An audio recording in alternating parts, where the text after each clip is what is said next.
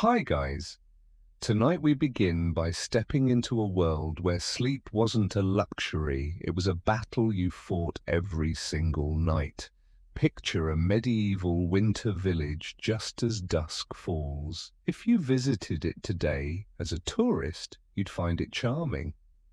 The thatched roofs dusted with snow smoke curling from stone huts, the romantic glow of firelight through cracks in wooden doors. You'd take photos, you would call it picturesque, but if you actually had to sleep there, really sleep there, through a winter night with no central heating, no insulated walls, no electric blankets, you'd change your mind before the first hour passed. The reality is simple and brutal. Medieval peasant huts were stone boxes designed to keep wolves out, not cold. And if you had to survive a night inside one, you'd discover quickly that your biggest enemy wasn't raiders or disease. It was the cold itself. You probably won't survive this. At least not without the tricks our ancestors learned through frozen fingers, frost-bitten toes, and nights so cold their breath froze on the blankets. But Willem did.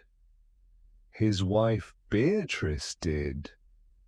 Their 8-year-old daughter Greta and infant son Thomas did. Night after night, winter after winter, they fought the cold and won. Barely. Tonight, you'll discover exactly how. Imagine yourself walking down a dirt path as winter dusk falls over northern Europe. The year is 1340, the month is February, the cruelest part of winter when the cold has had months to sink into everything. Your boots crunch on frozen earth. The sky is that particular shade of grey that promises snow. In the distance you can see the village, maybe 50 stone huts clustered together for protection, smoke rising from each one like prayers ascending to an indifferent heaven. As you approach, the sounds filter through the cold air. A dog barking somewhere, the distant clang of a blacksmith finishing his day's work. Children's voices, thin, reedy in the cold, calling to each other before being summoned inside. The smell hits you. Next, wood smoke, animal dung, damp earth, and something else, the distinctive scent of too many bodies living too close together with too little water for washing. The village is waking up tonight in its own way. Doors close. Shutters, those who have them, swing shut. You can hear the scrape of wooden bars being fitted across doorways. Not against thieves, against the wind, against the cold that comes hunting when the sun drops. You follow the path toward one particular hut. It looks like all the others, stone walls about 4 feet high, wattle and daub filling the upper portions, a thatched roof that's seen better years.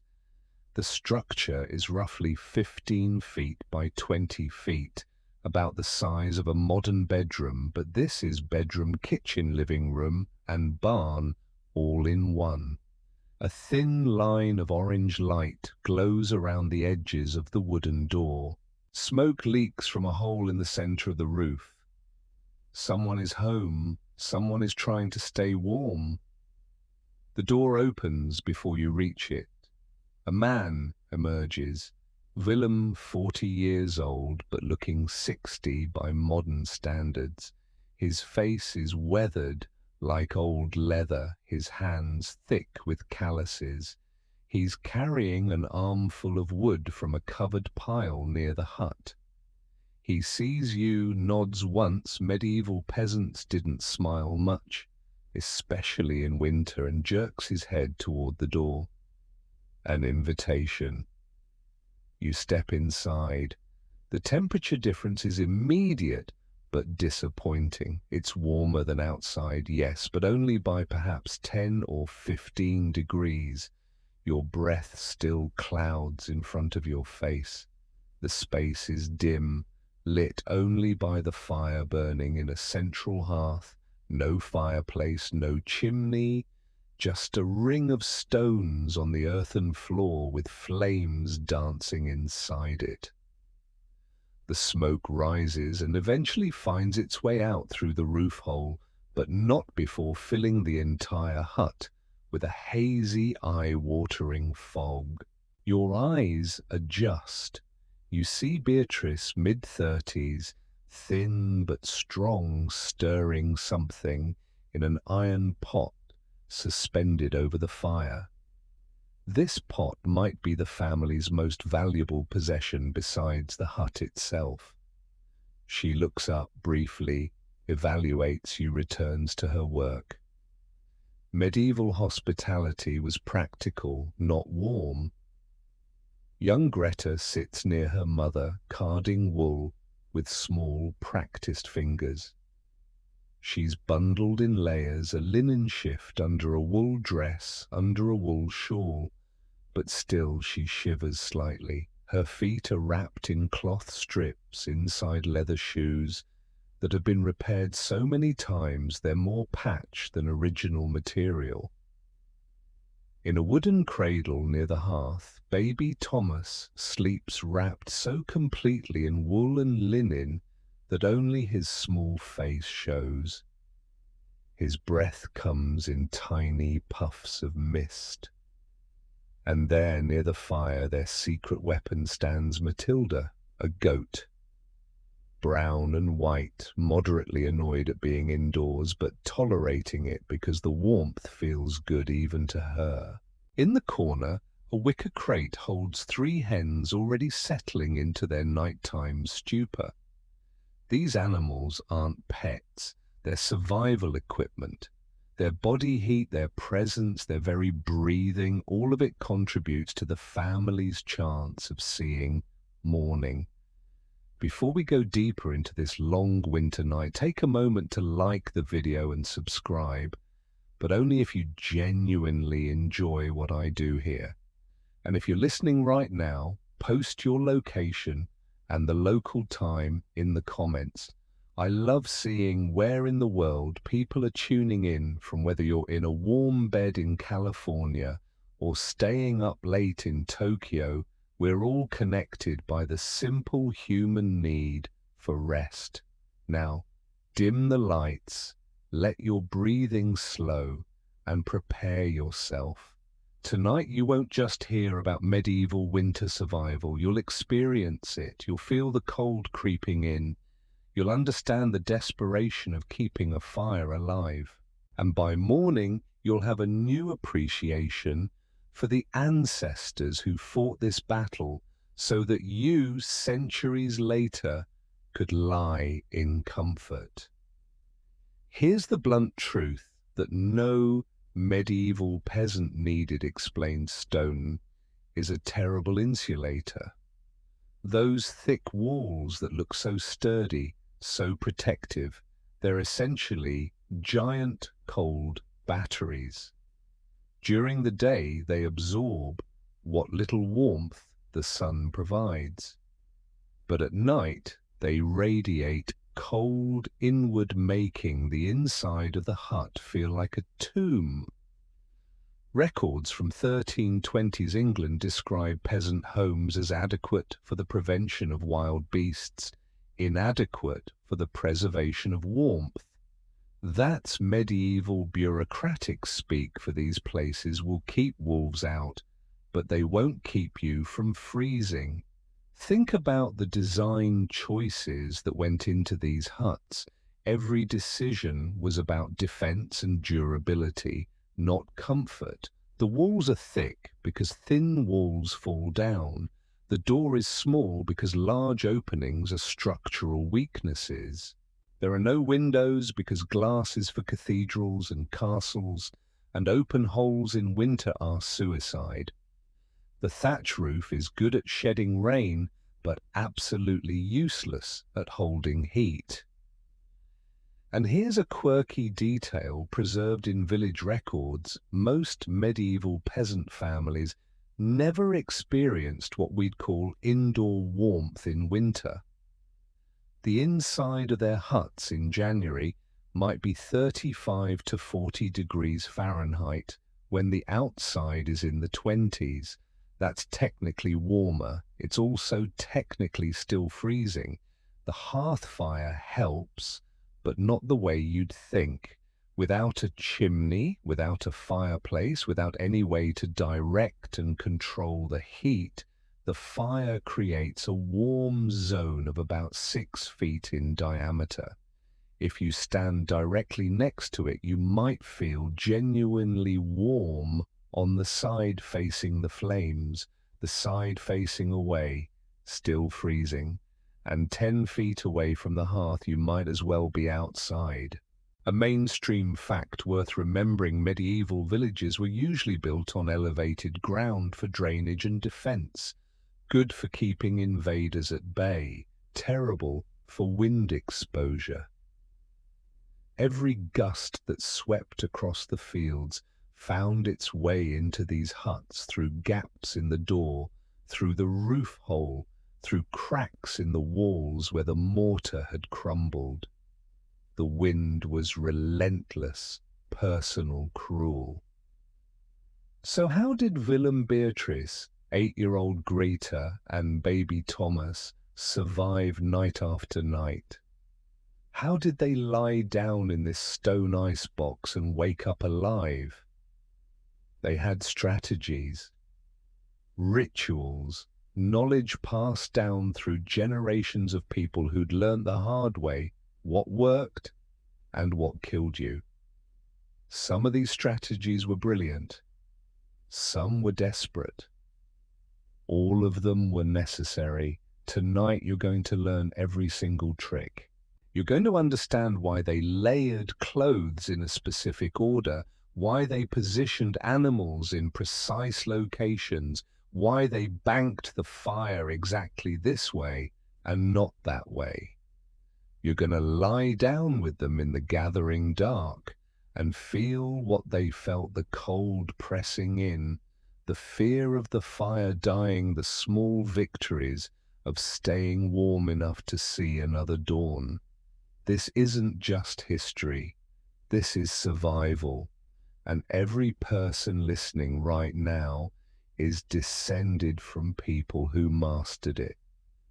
Let's begin. The fire is everything. Let me say that again so you understand. The fire is everything. If it dies, the family might die. It's that simple. So every action Willem takes as dusk falls is focused on one goal: keeping that fire alive through the night. Watch him work. He's done this 10,000 times, but he's still careful, still deliberate. First he sorts the wood. Oak logs thick as his forearm, heavy, dense. These will burn slow and steady through the deep hours. He positions 3 of them carefully in the hearth, angled to support each other, creating airflow underneath. Airflow is critical. Too much, the wood burns too fast. Too little, it smothers. Next, the kindling. Small sticks, dry as old bones, placed strategically between the oak logs. These will catch first, heating the larger wood until it ignites. Willem's hands move with the precision of a craftsman because this is craftsmanship. Fire building is a skill that separates the living from the dead in medieval winter. Here's what most people don't understand about medieval fires. You don't build them to blaze, you build them to last. A roaring fire looks impressive, but burns through your wood supply by midnight, and then what? You freeze. So Willem builds what's called a banked fire, coals glowing hot at the center, wood positioned to catch. Slowly the whole thing calibrated to burn for 3, maybe 4 hours before it needs attention. Archaeologists studying medieval peasant sites found hearthstones so fire-blackened they'd been in continuous use for 200 years or more. Think about that.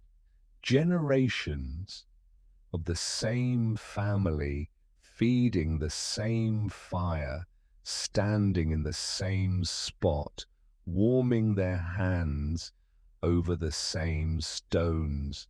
Willem's grandfather built fires here. His children will build fires here. The fire is immortal. Individual people are not. The smoke is already thickening in the hut. It rises from the hearth, spreads across the ceiling, and eventually finds the roof hole. But the journey is slow, and in the meantime, everyone breathes it. Your eyes water, your throat burns slightly. This is normal. This is life. Medieval peasants had chronic respiratory problems, and this is why.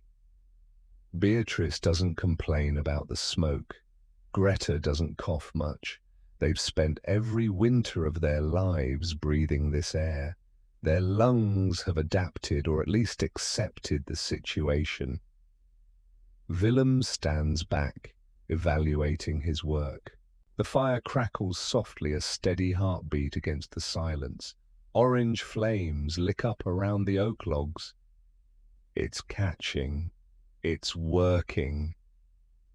He'll need to wake twice in the night to feed it, once around midnight, once around 3 in the morning.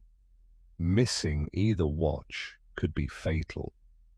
A curious detail from 1340s France village records show fines for letting your hearth fire die completely in winter, not just because rekindling from nothing was difficult and time-consuming, but because neighbors believed a cold hearth invited evil spirits. Whether you believed in spirits or not, the practical truth was the same. A dead fire in February might mean a dead family by morning. The fire crackles softly, a steady heartbeat against the silence. Willem nods, satisfied. This fire will hold, for now. While Willem tends the fire, Beatrice is conducting her own battle against the cold. She moves around the hut with practiced efficiency, stuffing gaps. The door is the worst offender. It's made of rough planks held together with iron bands hung on leather hinges. It fits the door frame approximately. The gaps around it aren't huge, but they don't need to be. Cold air is sneaky invasive. It finds every opening. Beatrice takes handfuls of straw left over from the bedding, dry and brittle, and stuffs them into the cracks around the door frame. Her fingers move quickly despite the cold that's already numbing them.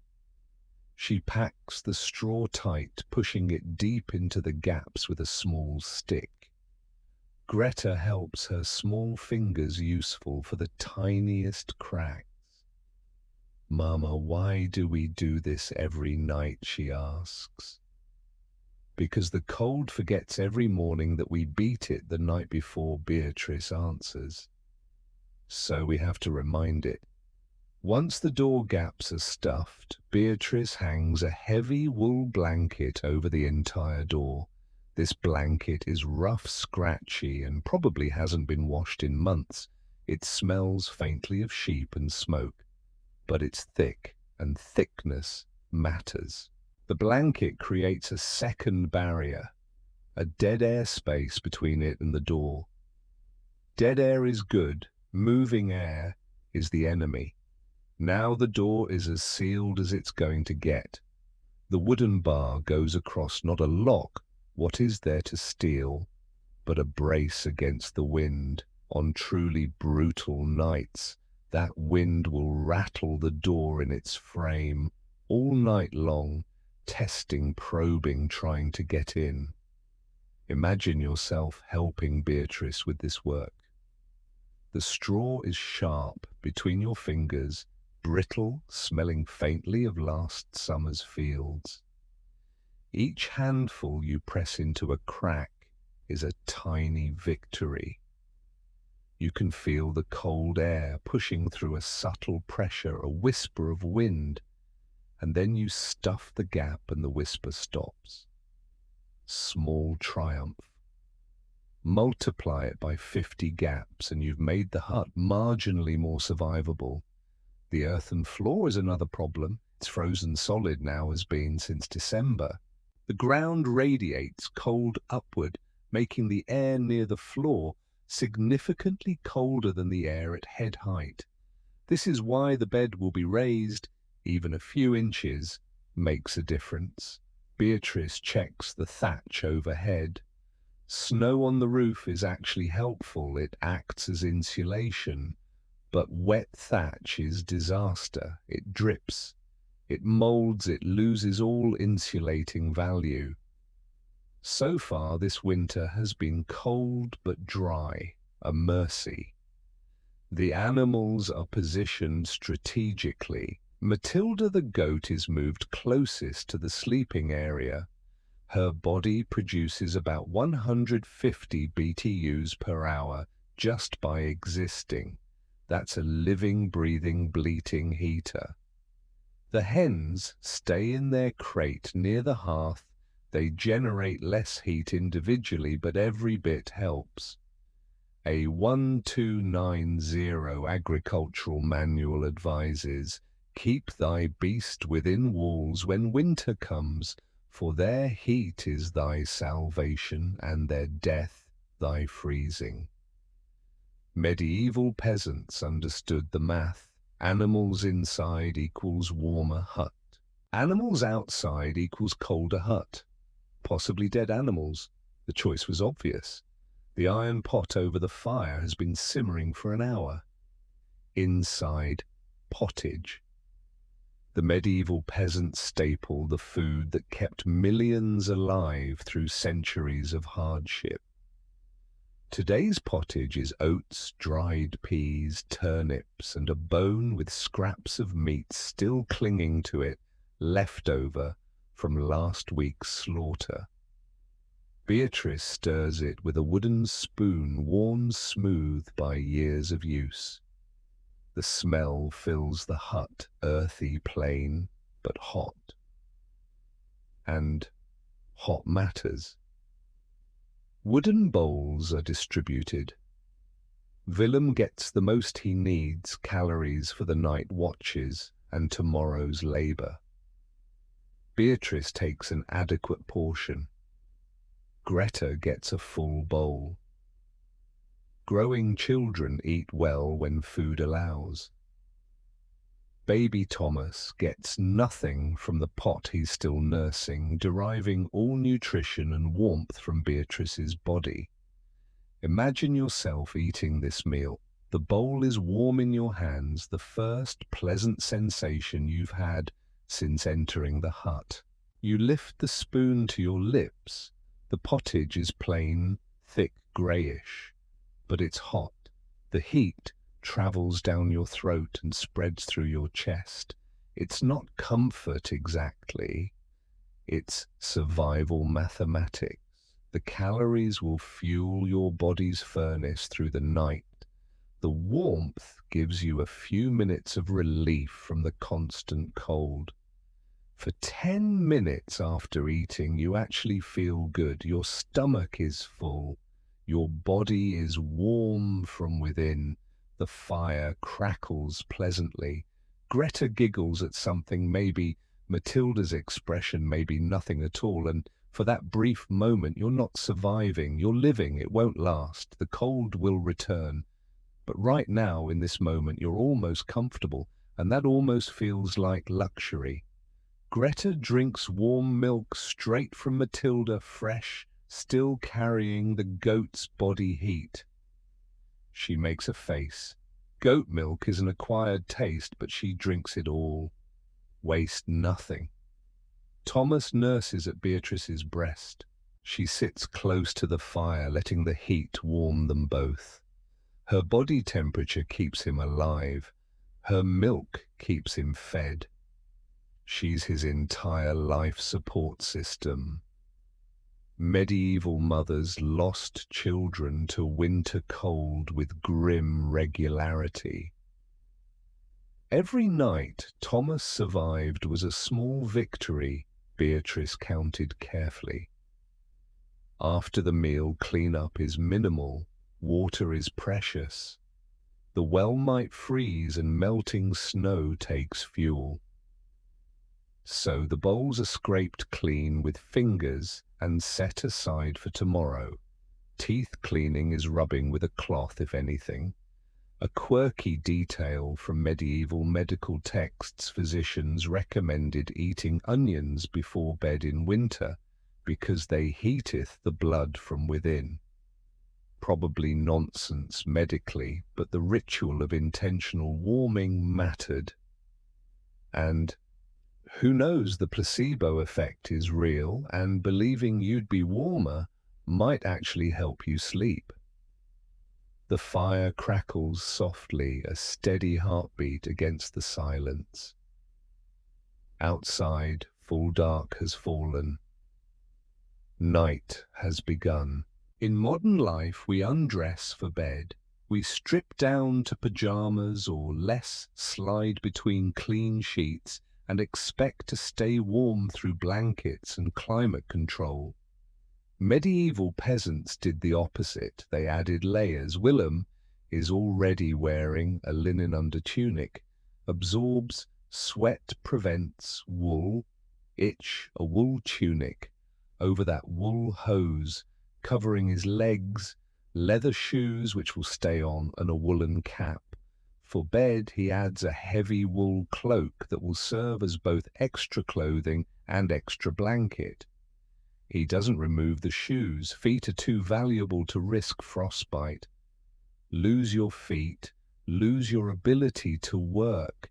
Lose your ability to work, lose everything. Beatrice wears a linen shift, a wool dress, a wool shawl, wool stockings, a head covering. She adds a second shawl for sleeping. Her clothes are patched, repatched, and will be passed down to Greta when Greta grows into them. Greta has smaller versions of adult clothes. Her wool dress is actually made from one of Beatrice's old ones, cut down and re-sewn. Her shoes are newer than her parents'. She's still growing, so she gets the resources invested in her future. Thomas is wrapped in linen strip, then wool blankets, then placed in a sheepskin. Only his tiny face shows. He looks like a wool-wrapped bundle that occasionally produces small breathing sounds. The logic of layering trapped air between layers insulates. Linen next to skin absorbs moisture. Wool over that provides warmth even when damp. Sheep don't freeze in rain. Medieval peasants knew this instinctively. The outer cloak blocks wind. Imagine yourself putting on layer after layer. Your movement becomes restricted. You can barely bend at the waist. But the trapped air between fabrics is what saves you. It's insulation, medieval style. You walk a constant line between warm enough and too warm. Sweat is dangerous. If you sweat too much, the moisture freezes. So you calibrate enough layers to survive. Not so many you overheat. Greta complains her dress is itchy. Beatrice tells her to stop complaining and be grateful she has a dress. This is standard medieval parenting: gratitude for what you have, because it could always be worse. Willem checks everyone's layers like a commander inspecting troops. Greta's feet wrapped properly, yes. Thomas's face covered enough but able to breathe, yes. Beatrice's shawl secure, yes. Everything is as ready as it can be. The family is dressed for battle. The enemy is cold. The battlefield is the night. And now it's time to build the most important fortification of all, the bed. The sleeping area is against the wall, farthest from the door, closest to the hearth. This positioning isn't accidental. The door is where cold enters. The hearth is where warmth lives. You want to be as far from one and as close to the other as possible. The mattress is built in layers like everything else in medieval survival. Bottom layer loose straw spread directly on the frozen earth floor. Not much, just enough to create a small air gap between bodies and ground. Even an inch of air between you and the frozen earth makes a difference. Middle layer, a rough linen sack stuffed with more straw.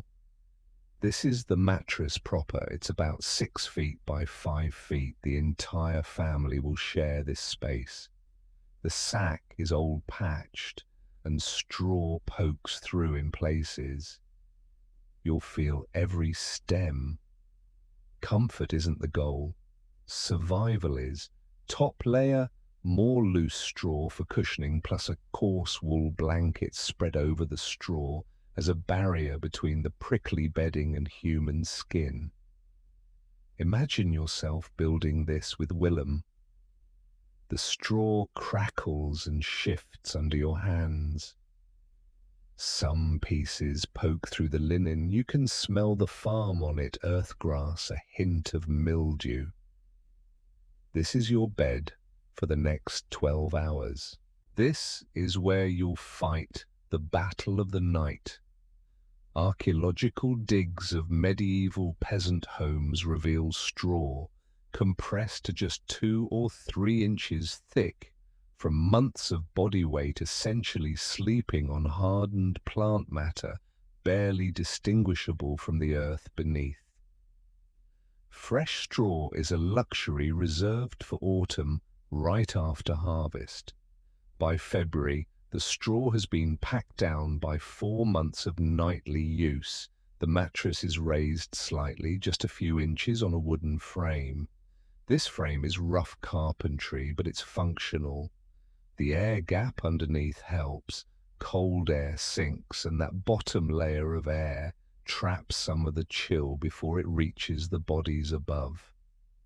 Straw quality varied by what grain you grew. Oat straw was softer, wheat straw lasted longer, rye straw was cheapest and roughest. Willem's family has wheat straw this year, a moderate compromise between comfort and durability. A quirky detail: some wealthier peasants had chaff-filled mattresses instead of straw chaff being the seed husks left after threshing. It was softer, more comfortable. It was also a magnet for mice. You'd hear them rustling beneath you all night, tiny clawed feet scratching through the chaff. The choice was slightly more comfort or fewer rodents in your bed. Most chose fewer rodents. Greta helped spread the top layer of straw, her small hands moving quickly. She's done this every night of her life. For her, this is normal. She doesn't know that 5 centuries in the future, children will sleep on mattresses made of foam and springs in rooms heated to constant temperatures. This straw nest is the only bed she's ever known. Beatrice arranges Thomas's wooden cradle right next to the sleeping area. The cradle was made by Willem when Greta was born, used for 8 years, and now pressed into service again. It's solid oak, built to last generations. Thomas will sleep in it, but Beatrice will keep one hand on it through the night, maintaining contact, ready to lift him for nursing the moment he stirs. Now come the blankets. This is where survival engineering becomes art. Bottom layer, a coarse wool blanket spread over the straw mattress. This creates a barrier between the prickly bedding and the family. It's scratchy, but less scratchy than raw straw against your cheek. The family members themselves are the next layer. 4 human bodies. Matilda the goat doesn't sleep with them, but she's positioned close enough that her body heat radiates toward the bed. Their arrangement is precise, calculated through years of trial and error. Top layers, 2 more wool blankets, a sheepskin fur side down against the bodies. This is critical. And finally, Willem's heavy cloak spread over everyone as the outermost layer. Each blanket weighs 8 to 12 pounds, heavy enough to trap air, create pressure seal in warmth, but not so heavy you can't breathe. The weight is actually comforting. It presses down, creating a cocoon. Imagine yourself lying down. The straw compresses beneath your weight with a sound like a deep sigh. The wool scratches against your neck. Someone's elbow digs into your ribs. This is not comfortable, this is functional. The blankets are arranged with edges carefully tucked. No gaps. Gaps let warm air escape and cold air enter. The family has learned through bitter experience that a gap of even 3 inches can make the difference between sleep and shivering. The sleeping arrangement is strategic. Willem takes the outside edge, the protector position, the coldest position, the one most exposed to drafts. His larger body mass generates more heat, and his role is to act as a windbreak for the others. Beatrice sleeps in the middle with Thomas in his cradle, pulled so close she can touch it without moving. This is the warmest spot, surrounded by bodies on both sides closest to the hearth. Babies need this. Thomas will die if he gets too cold. Greta sleeps between her parents, her small body pressed against Beatrice's back. Children generate disproportionate heat. Their metabolisms run hot. Despite her size, Greta is actually a valuable heat source. Communal body heat is the secret weapon. 4 human bodies in close contact can maintain a microclimate 15 to 20 degrees warmer than ambient air. This isn't comfort, this is physics saving lives. A 1315 English Manor Court record mentions a peasant family found frozen in their cottage, separated in different corners. The implication is clear: huddling together was known survival practice. Not doing so was fatal. The record doesn't explain why they separated. Maybe they argued. Maybe someone was sick and the others feared contagion. Doesn't matter. The cold killed them all. The top blanket, Willem's cloak, is arranged carefully. It's thick, heavy wool, lined with a layer of linen. The edges are tucked under the bodies, creating a seal. Every adjustment matters. Somewhere around 2 a.m., Greta will shift in her sleep, and her small, warm hand will land on your arm. Her skin is furnace hot, the way children's skin always is. That tiny point of contact, maybe 3 square inches of warmth, becomes your entire focus. You don't move. You barely breathe. You just absorb that proof of life, that gift of heat, that connection. The fire crackles softly, a steady heartbeat against the silence. Its orange glow provides the only light, painting shadows across the stone walls. You can see your breath, a thin mist rising from the small gap at the top of the blankets where your face is exposed. Everything below your neck is covered, insulated, layered. But your face must remain uncovered. You need to breathe. Even that small exposure to the air is uncomfortably cold. The family lies down in their assigned positions. This isn't negotiated each night. Everyone knows their place. Side sleeping dominates. It's more thermally efficient than back sleeping, less surface area, exposed easier to curl into a fetal position, better for spooning. And yes, they spoon.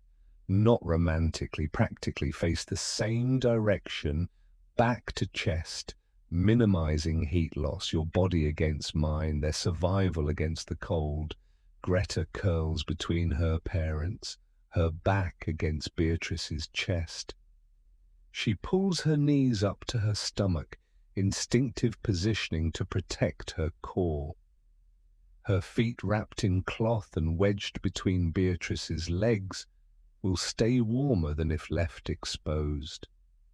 Thomas lies in his cradle, but Beatrice's arm drapes over the edge, her hand resting on his wrapped body. Even in sleep, she'll maintain this contact.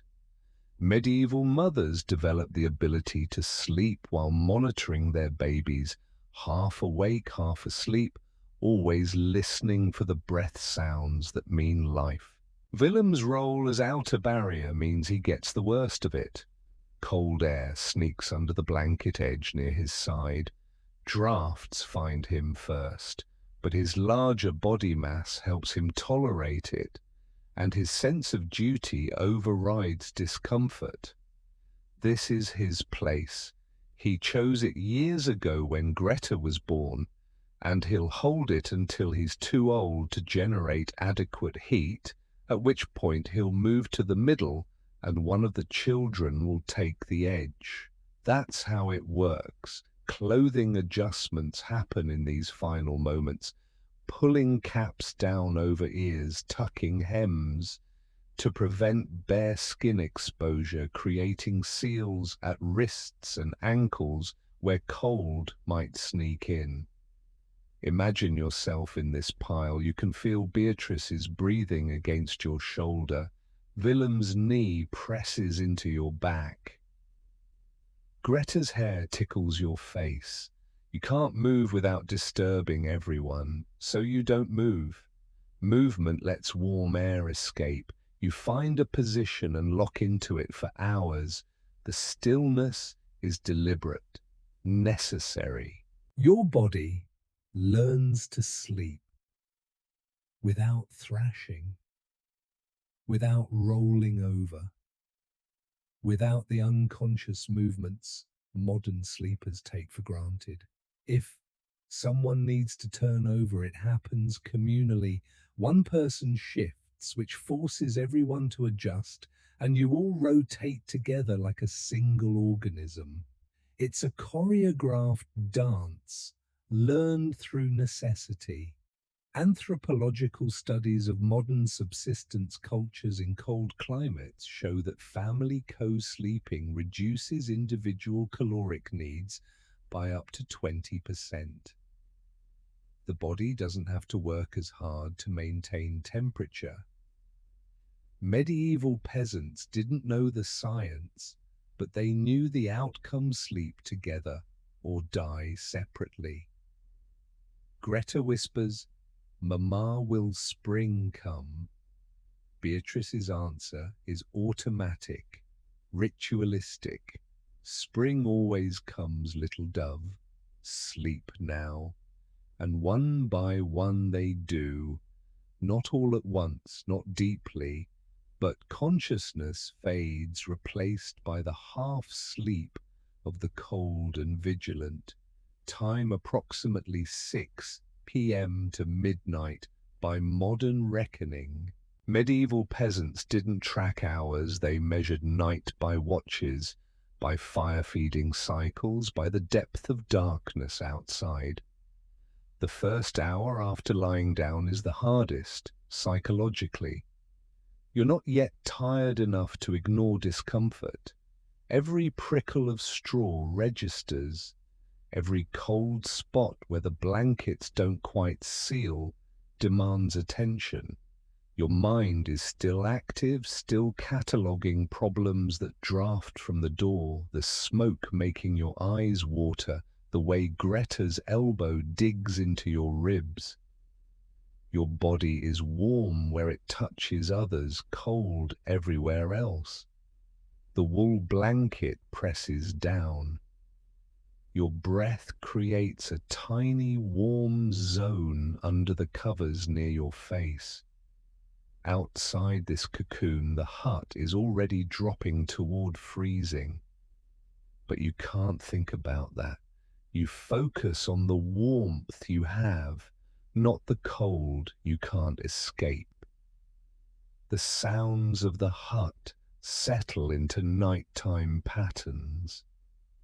The fire crackles softly, a steady heartbeat against the silence. Matilda chews her cud, a rhythmic grinding sound that becomes background noise. The hens have gone silent, puffed into feather balls in their crate. Outside, the wind begins its night voice, a low moan that will continue until dawn. Greta is the first to sleep. Children's bodies seem to surrender to exhaustion faster. Her breathing changes, becomes lighter, faster, punctuated by small whistles through her nose. Greta's breath comes in soft whistles, the sound of a child deep in dreams. That sound becomes a comfort to Beatrice, who won't fully sleep until she's heard it. Thomas fussed briefly when first laid in his cradle, but Beatrice nursed him one final time, and now he's quiet. His tiny, rapid breaths are barely audible over the fire, but Beatrice's ears are tuned to that frequency. She'll wake at the slightest change in his breathing pattern. Willem lies still, but he's not sleeping yet. He's running calculations how long since he last fed the fire. 3 hours, maybe 4. It'll need attention before he can truly rest. His hands already ache from the day's work. He spent morning repairing a fence, afternoon chopping wood. His frostbitten fingers from last week's cold snap throb in the dropping temperature. But this is normal. Pain is part of life. He breathes through it. Beatrice's thoughts drift to summer. They always do on cold nights. She remembers the feeling of sun on her face, warm soil under bare feet, the impossible luxury of being too hot instead of too cold. Summer is a dream now, a memory that feels false, like something she imagined rather than experienced. But it happened.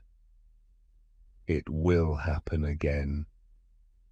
Spring always comes. She thinks about the weavers in the next hut over.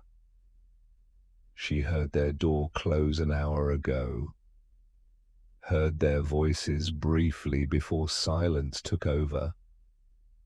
Are they warm enough? They have one less blanket than Willem's family. Their hearth is smaller, but it's not her place to worry about them. Everyone manages their own survival.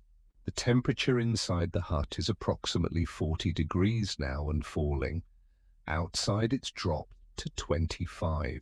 The stone walls are doing their work, keeping the space marginally warmer than the outside world, but also trapping the cold like a refrigerator.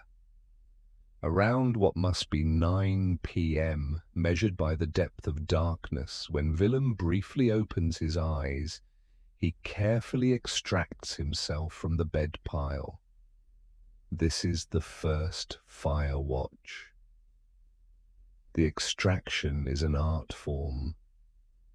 He moves slowly, lifting the top blankets with one hand while sliding his body out with minimal disruption. Cold air rushes into the space he occupied. Beatrice and Greta unconsciously compress together, filling the gap.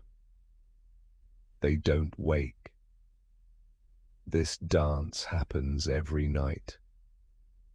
Their bodies know it. Willem stands. The cold air above the blankets is shocking after the relative warmth of the pile. For a moment he considers just lying back down, letting the fire die, risking it. But no, his family sleeps because of his vigilance. He crosses the 5 steps to the hearth. The fire has died to a bed of glowing coals, with a few small flames licking up around the oak logs. It's not dead, but it's weakening. Willem feeds it carefully 2 pieces of split wood positioned to catch from the coals, angled to allow airflow. He doesn't use much wood. Fuel must last until spring, and spring is still weeks away.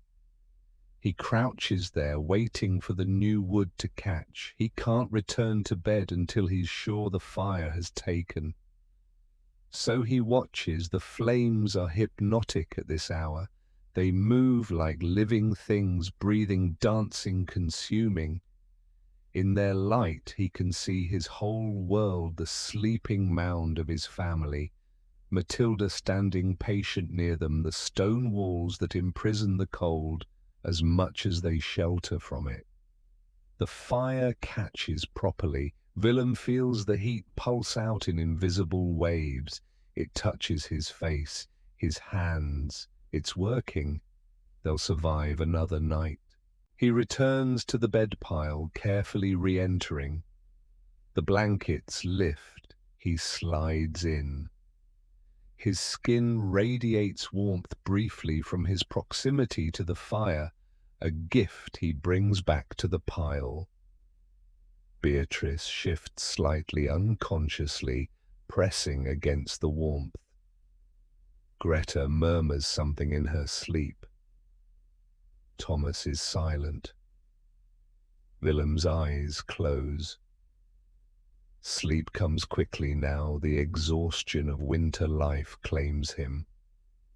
His last thought, as always, 3 more hours until the next watch. The hut breathes around them. The fire crackles softly, a steady heartbeat against the silence. Outside, the village is completely dark. No street lights, no house lights, just 50 stone huts, exhaling smoke into the winter night. Inside each hut, the same battle, the same strategies, the same desperate hope that morning will come. In the sleeping pile, Greta dreams. She's in a summer field running through wildflowers. The sun is warm, the grass is soft. She's laughing. The dream is so vivid she can smell the flowers. Medieval people reported dreaming more vividly in winter. One 14th century monk wrote that the cold doth sharpen dreams as it sharpens hunger. Modern sleep researchers suggest this might be true. Discomfort during REM sleep can intensify dream recall. Greta runs in her dream field, free and warm and happy. In the real world, she's curled in a freezing hut, pressed between her parents, breathing smoke-tinged air. But for these hours, her mind gives her the gift of escape. Temperature inside 38 degrees and falling. Temperature outside 22 degrees and falling. The nadir approaches, time the deepest part of night. If there were clocks, they'd read midnight to 3 a.m. But there are no clocks. There's only darkness so complete it feels solid and cold, so intense it feels personal. This is when the outside temperature bottoms out and the hut's thermal mass is fully depleted. The stone walls have released any residual heat from the day.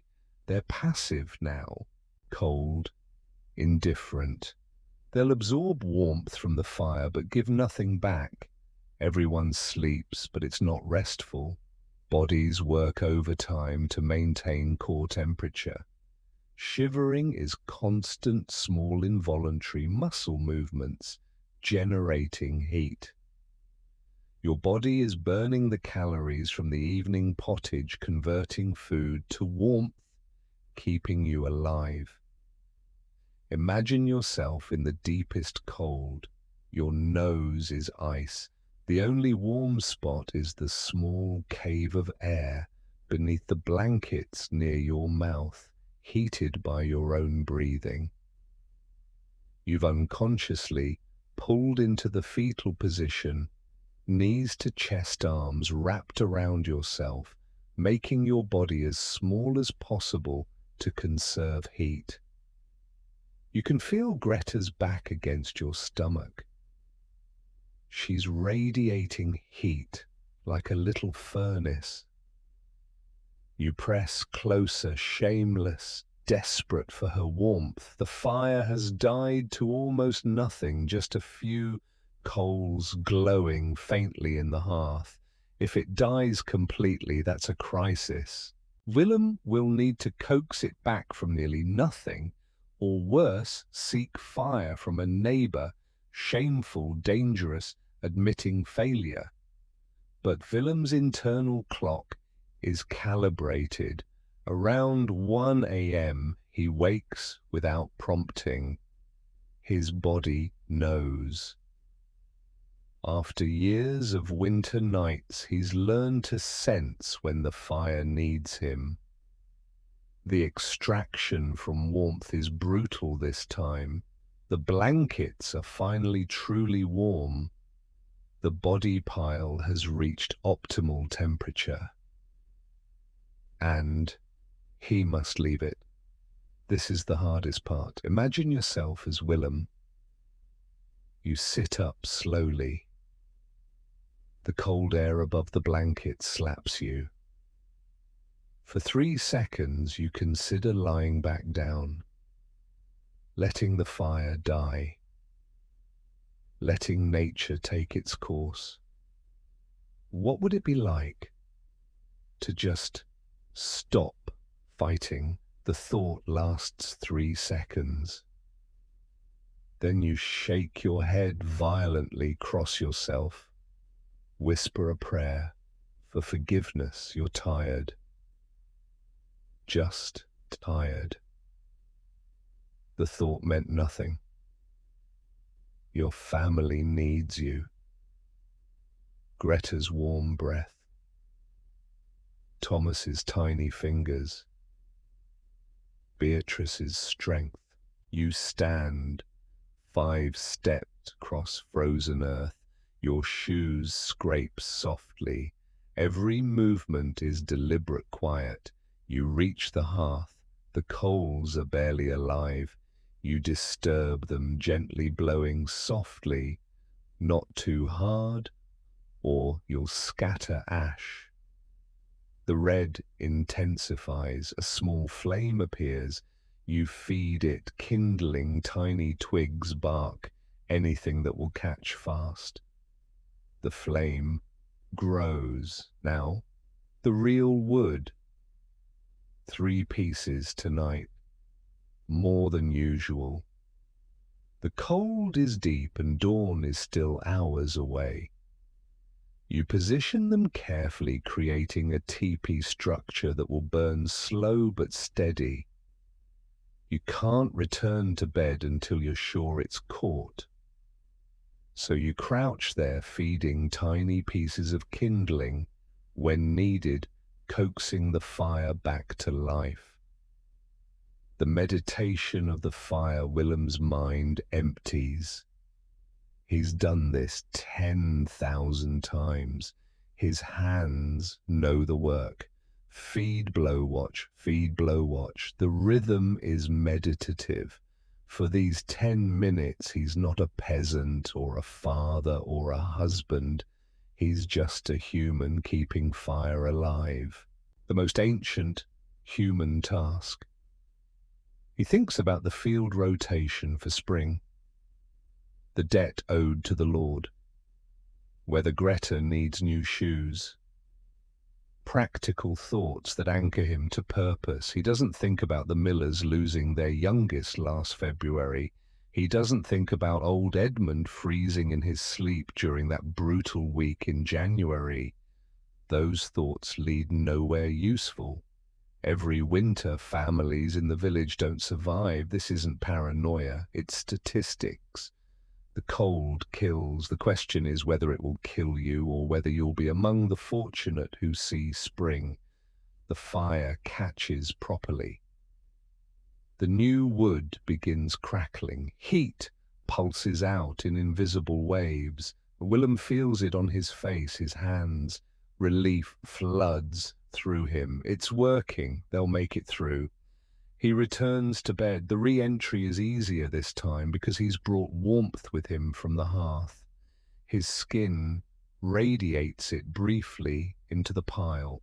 The others don't wake, but they respond, shifting slightly toward the heat. Unconscious bodies seeking warmth, like plants seeking sun. Willem's sleep is almost immediate this time. The exhaustion is overwhelming. His last conscious thought, 3 more hours, then dawn. But sleep doesn't come as easily for Beatrice. Around 2 a.m., measured by nothing but instinct, she wakes. Thomas hasn't cried, but she knows he'll need feeding soon. Maternal instinct operates outside time. She lies in the darkness listening. Greta's soft whistles. Willem's deeper breathing. Thomas's tiny, rapid breaths. Everyone is alive. Everyone has made it this far. Small victory. She lifts Thomas from his cradle without fully emerging from the warm cocoon. Her arms are cold the moment they leave the blankets. The air bites exposed skin.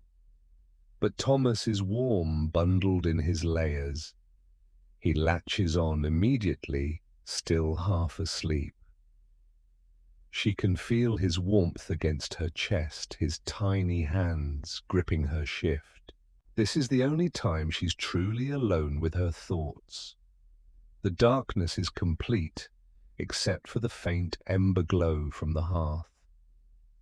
The family sleeps around her, but she's awake, conscious, bearing witness to the night.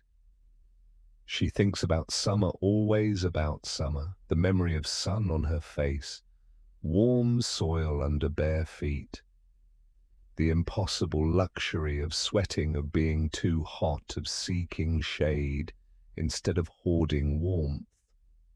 Summer feels like something she imagined, a story someone told her, not real, not possible. But it was real. It will be real again. She thinks about Thomas, how fragile he is, how easily the cold could take him.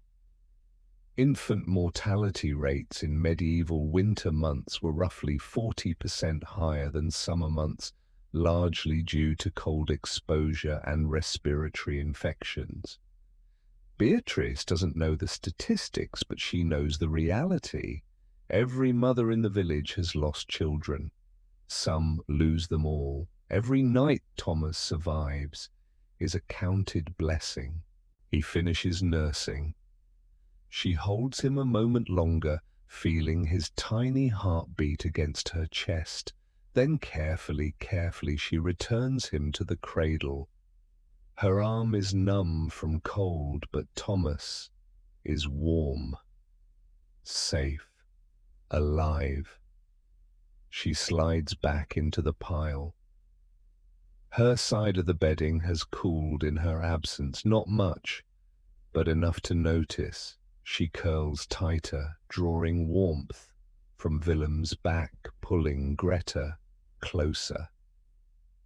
The cold finds every gap between blankets, between bodies, between one breath and the next, but the gaps are small. The defenses hold. Strange sounds punctuate the silence, timber beams contracting from cold, sharp cracks that sound like breaking ice thatch, settling under frost mice in the walls. None of it is alarming, all of it is normal. The hut has its own night language and they've learned to interpret it. The cold finds every gap between blankets, between bodies, between one breath and the next. But the gaps are small. The defenses hold. Temperature inside 33 degrees. The fire's revival has helped, but barely. Temperature outside 15 degrees. Dawn is still 3 hours away. Time the hour before dawn. The coldest moment has passed. The temperature has stabilized, not warmed, but stopped dropping. This is the waiting hour, the enduring hour, the hour when you've survived the worst and just need to hold on a little longer. Everyone sleeps their deepest sleep now. After hours of semi-consciousness of bodies working to stay warm, exhaustion finally claims them fully. This is when the body recovers, when true rest happens. Imagine yourself in this hour. You've achieved a strange equilibrium. The cold is constant, but you've adjusted. The discomfort has become background noise. You exist in a suspended state. Not comfortable, but enduring. You've stopped fighting. You're just being. And in that acceptance, there's a kind of peace. Willem's hands throb dully in his sleep. The frostbite from previous weeks never quite heals, and cold weather makes it flare. But he doesn't wake. His body has learned to sleep through pain. Beatrice dreams of her mother dead, 5 years now. They're baking bread together in summer warmth. The dream is so real she can smell the yeast, feel the dough under her hands. She's happy in the dream, content. When she wakes, she'll feel the loss again, both of her mother and of the warmth. But for now, in sleep, everything is whole. Greta mutters in her sleep. Something about chickens.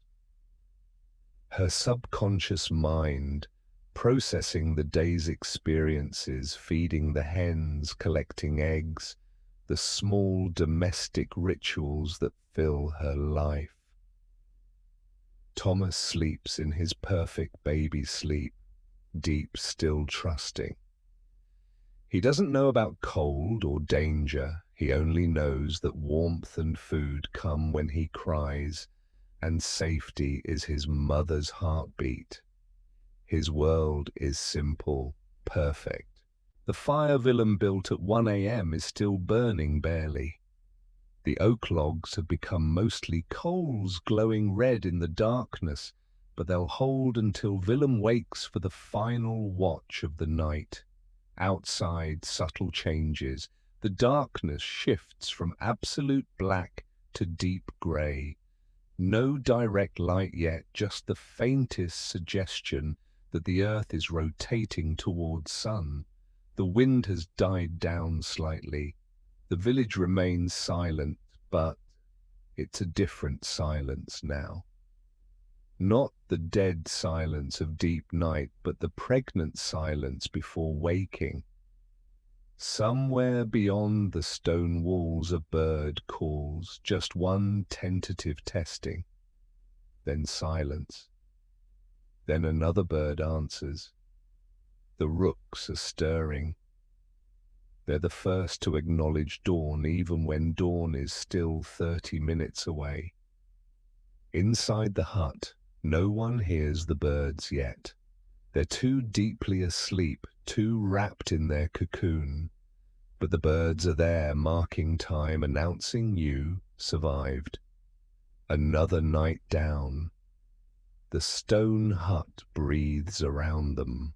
The walls that trapped cold all night will soon begin the slow process of absorbing warmth from the rising sun.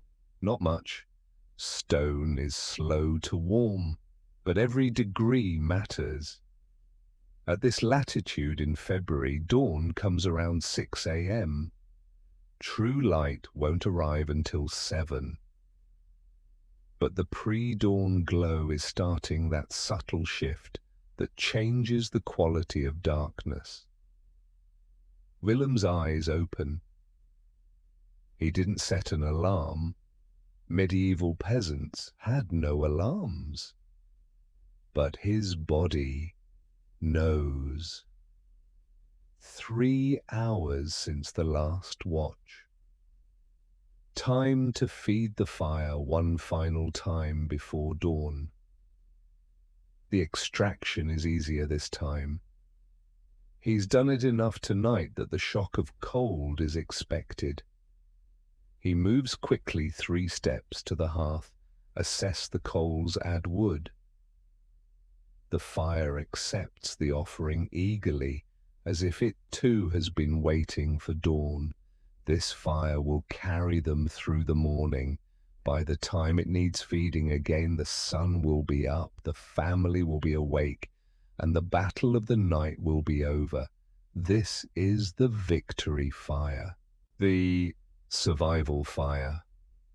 The fire that says we made it. Willem doesn't return to bed. Instead, he crouches by the hearth, warming his hands, waiting. Dawn is close. He can feel it, a shift in the air, a lightening of the dark. He'll wake the family soon. But for now, he sits alone in the pre-dawn quiet, the sole witness to the night's end. The fire crackles softly, a steady heartbeat against the silence. Outside, more birds join the chorus. The day is coming. Temperature inside 35 degrees, beginning to rise. Temperature outside 18 degrees, stabilizing. The long night is almost over. The change is minimal at first. The darkness softens from black to deep gray. No direct light yet, just the faintest suggestion that somewhere beyond the horizon the sun is preparing to rise. Greta wakes first. Children's bodies seem to sense dawn, some internal clock that responds to the subtle shift in light, in temperature, in the quality of air. Her eyes open. She doesn't move yet. She knows the cold waits outside the blankets, but she's awake, aware, conscious. She lies there, staring up at the thatched ceiling she can barely see. Her nose is cold. Her toes are numb. But she's alive, and she knows this because she can think these thoughts. Soon Mama will rise and rebuild the fire properly. Soon there will be porridge. Soon is the magic word that gets you through. Imagine yourself as Greta, 8 years old, waking to your 100th winter morning. You've learned not to rush. Learned that the cold is always there, but it can't be fought, only endured. You wait for your mother to move first. That's the signal that night is officially over. The birds are louder now. A rook caws sharp, brittle cutting through the pre-dawn silence, then another, then a whole parliament of them announcing we survived. Another night down. The sound is harsh, but welcome. It means the world outside is waking. It means life continues. Beatrice wakes next. She's conditioned to wake with light, even the barest hint of it. Her first thought, always, is Thomas breathing. She listens. The tiny huffs continue.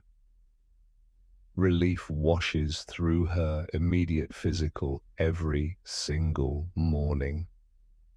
He made it. Another night survived. Willem still crouches by the fire. He sees Beatrice's eyes open even in the dim light. They exchange a glance. No words needed. We survived again. The look contains everything: exhaustion, relief, determination, love. Beatrice knows Willem gave her extra sleep by staying up. She'll let him rest later if possible. That's their unspoken arrangement. He guards the night. She manages the day. Together they keep the family alive. Through the cracks around the door, thin grey lines appear. The hut's geometry becomes visible. Shadows retreat from corners. Objects emerge from the darkness. The iron pot, Matilda's patient, shape the crate of hens beginning to rustle. The temperature inside has risen slightly, not from the sun yet, but from Willem's fire and the proximity of dawn. 37 degrees now, still freezing by modern standards, a gift by medieval ones. Beatrice slides carefully out of the bed pile, wrapping her cloak tighter immediately. The sacrifice of rising, first abandoning the warm cocoon. But the family needs the fire built up, needs hot food, needs someone to be strong enough to break the night's spell. She crosses to the hearth. Willem moves aside, letting her take over. Her hands work automatically, adding kindling, then split wood, arranging it for maximum efficiency. The fire responds eagerly, as if it too was waiting for dawn. Flames climb higher. Real fire returns, crackling, hungry, alive. Heat spreads. You can watch it happen, an invisible wave radiating from the hearth. Somewhere beyond the stone walls, a bird calls, tentative at first, then insistent. Another answers. The world is waking. Beatrice's technique is perfect. She's done this 10,000 times. The muscle memory is absolute angle of the kindling, spacing of the logs, how much breath to blow into the coals without scattering ash. The flame catches. A tiny yellow tongue licks up the side of a twig. Then another. Within minutes, real fire returns. Not the sullen coals of deep night, but proper flames that crackle and spit and devour wood with enthusiasm, heat spreading. You can watch it happen. The invisible wave radiates from the hearth. It touches Matilda. First the goat raises her head, blinks, shifts, closer. Animals understand fire as life. Then the wave reaches the sleeping pile. Willem shifts. Greta stretches cautiously, testing whether a movement is safe yet. Imagine yourself feeling the warmth arrive. It's not sudden, it's gradual, like someone slowly turning up the volume on comfort. First your face warms, then your hands. The numbness in your toes begins to throb as circulation returns, painful, but proof of life. You've heard stories of people who woke with no feeling in their feet, and the feeling never came back. Frostbite had claimed them in the night. Your toes hurt. That's good. Pain means they're still yours. Beatrice places 2 thick oak pieces that will burn for hours, ensuring warmth through the morning work period. This is the investment: fire spending wood now to gain time later. These logs will create a base of coals that can be maintained with minimal attention while everyone tackles the day's work. The sound fire is the opposite of winter silence. It pops, hisses, roars softly. It's alive in a way the frozen world outside is not. The sound creates psychological warmth even before the physical warmth arrives. Hearing the fire means safety, means survival, means another night successfully concluded. Matilda approaches, positioning herself as close to the flames as safe. She's learned this routine through years of winter mornings. The goat has wisdom in her own way. She knows where warmth lives, and she claims it. The hens emerge from their crate, one by one, clucking softly. Their feathers are puffed, making them look twice their normal size. They huddle near the hearth in a small cluster, a feathered congregation worshipping at the altar of fire. A quirky detail from medieval bestiaries, scholars claimed animals could smell warmth and would congregate around heat sources, not from training, but from divine instinct. In this case, folk wisdom aligned with reality. Animals do seek heat. Whether divinely inspired or just practical, the result is the same. The morning light strengthens. Real daylight now seeps around the door, under it, through the gaps that last night admitted killing cold. But daylight is welcome. Daylight means visibility, warmth, the promise of another day. Willem wakes, fully sits up, scratches his beard. Ice crystals have formed in it overnight from condensed breath, coughs from the smoke.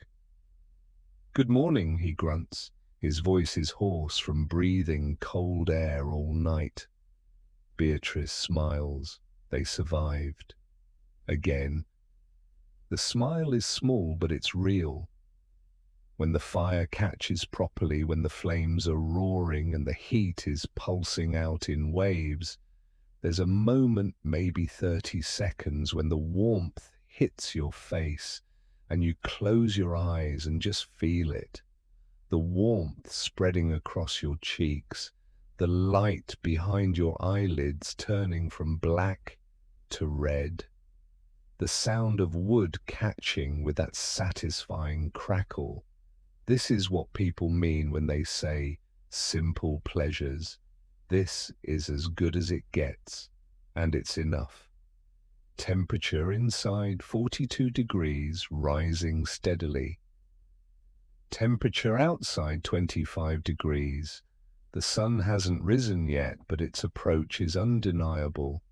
The night is broken. The family survived. Another small victory in the endless winter war. Everyone rises now. The bedding is abandoned. The spell is broken. Movement returns to the hut. Careful movement, stiff movement, bodies protesting the cold and the hard night, but movement nonetheless. Beatrice starts the porridge, oats and water in the iron pot set on the edge of the fire. She stirs with the wooden spoon worn smooth by years of use. The oats thicken, slowly absorbing water, transforming into something that will fill stomachs and provide fuel. Greta's task, checking the hens for eggs. She's old enough to be useful, young enough to still find small joy in the task. Her cold fingers reach into the crate. 2 eggs today, a good morning. The hens have been productive despite the cold. She presents the eggs to her mother like prizes, her face showing a flicker of pride. "Good work, Dove," Beatrice says. "Small praise." Medieval parents weren't effusive, but Greta glows briefly. Willem's outdoor check. He removes the door bar, pushes the wool blanket aside, opens the door.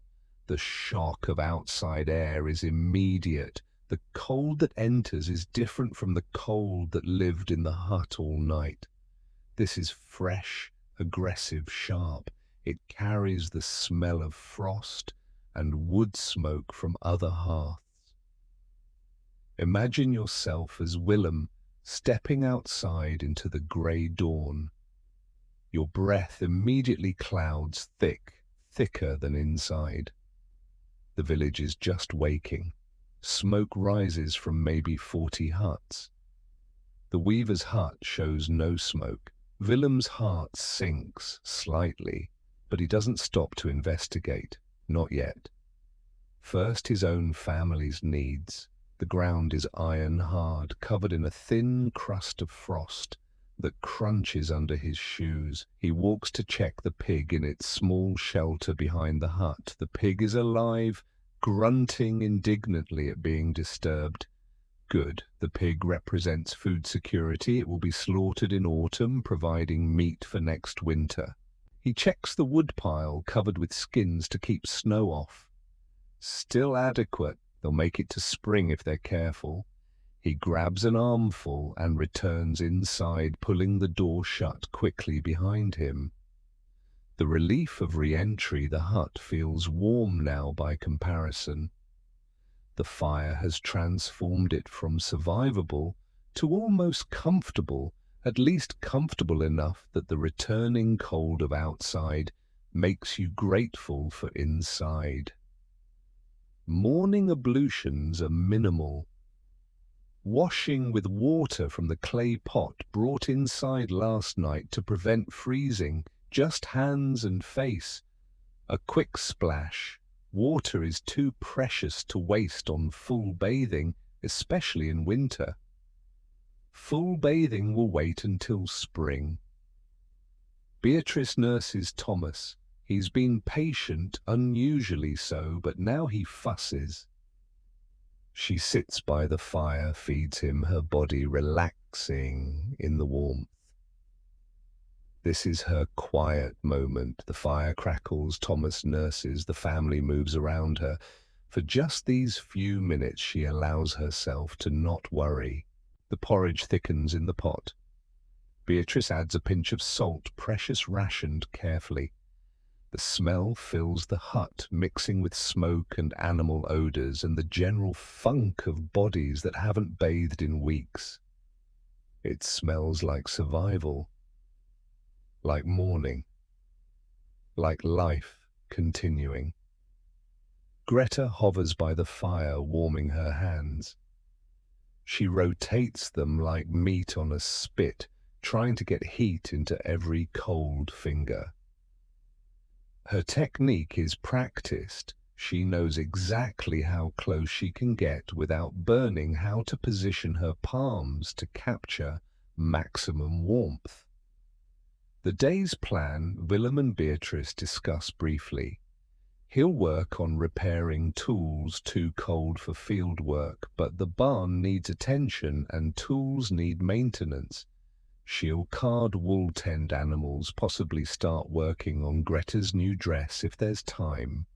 Greta will help both parents with whatever tasks match her small capabilities. The unspoken truth hovers over all planning. They survived the night, but tonight will come again, and the night after, and the night after. 60 more nights of winter, maybe 70, each one a battle, each morning a victory. But for now, fire, warmth, porridge and daylight. Enough. It's mid-February now. The family has survived 2 months of winter. 2 months of cold nights, rationed food, constant vigilance, and they're exhausted, not just tired, but exhausted in the bone-deep way that comes from sustained hardship. Willem's frostbitten fingers from January haven't fully healed. They ache constantly in the cold, and 2 of them have lost feeling at the tips. Not severe enough to require amputation, but worrying. Every time he handles wood or works with tools, he has to be extra careful, can't feel properly, can't trust his grip. Beatrice has lost weight. They all have, but it shows on her most. The winter rations are adequate for survival, not abundance. She's nursing Thomas, which drains her further. Some days she feels hollowed out, running on determination alone. Greta has developed a persistent cough, nothing serious yet, but it rattles in her chest at night. Beatrice watches it carefully. A cough can become a lung infection. A lung infection in winter can kill a child. So far it's just a cough, but just a cough is how it always starts. Thomas is thriving miraculously. Beatrice's milk has stayed strong despite her own nutritional stress. He's gained weight, grown developed. His survival is the one unambiguous victory of the winter. But the family's resources are thin. The woodpile is lower than Willem would like. The grain stores are adequate but not generous. One more month of careful management will see them through. One crisis illness injury, a period of unusually cold weather, could break them. And then comes the night. It's not a dramatic storm. There's no Hollywood moment of nature's fury. It's just a particularly cold night, the kind that happens once or twice a winter. The temperature outside drops to 10 degrees. Inside the hut, despite their best efforts, it drops to 30 degrees, and that's when things begin to fail. Evening begins normally, fire-built gaps, stuffed animals positioned, family layered and arranged in the bed pile, everything according to routine, everything should work. But the cold is different tonight. Deeper, more aggressive. Within an hour of lying down, everyone can feel it. This isn't normal cold, this is dangerous cold. The fire struggles. Willem fed it properly, banked it correctly, but the cold is stealing heat faster than the fire can produce it. The warmth zone around the hearth, normally 6 feet in diameter, has shrunk to 4 feet. Beyond that, the temperature is barely above freezing. Around 10 p.m., Thomas begins to cry, not his normal fussy cry. A different sound, distressed, uncomfortable. Beatrice lifts him from the cradle. He feels cold to the touch. Not dangerously cold yet, but heading that direction. She pulls him under the blankets, presses him against her skin, but he won't settle. He cries and cries and cries. The crying disrupts everyone's sleep. Greta wakes, frightened.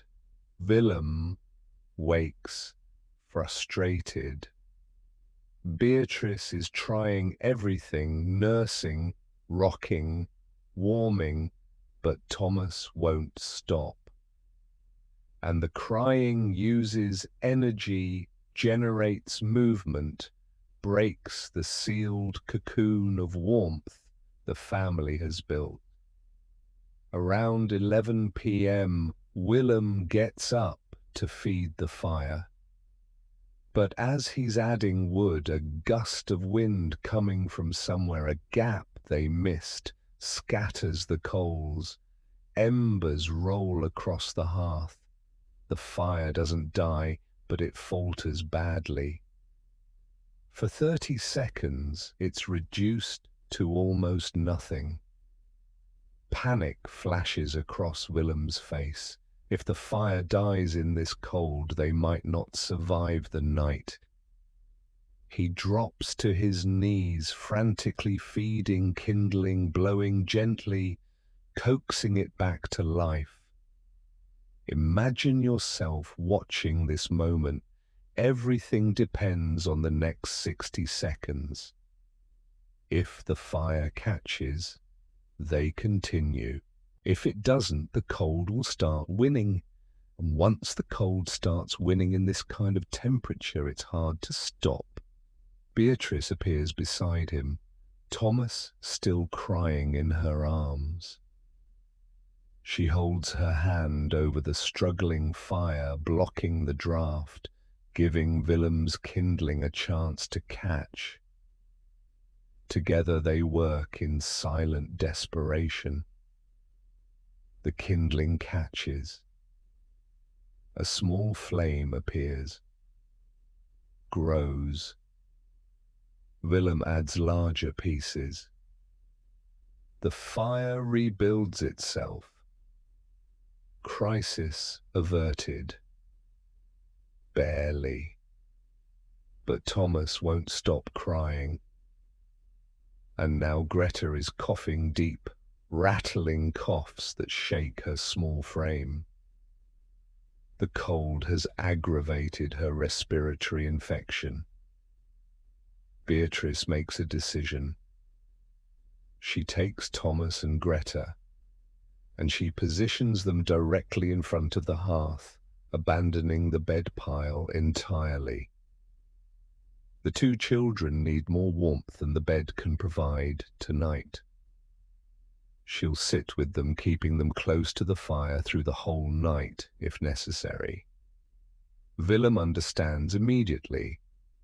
He returns to the bed alone. His role now is to maintain his own body temperature so he can continue fire watches. If he succumbs to cold, no one feeds the fire and everyone dies.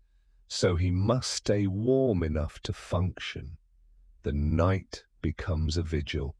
Beatrice sits cross-legged before the fire, Thomas in her lap, Greta pressed against her side. She doesn't sleep, can't sleep.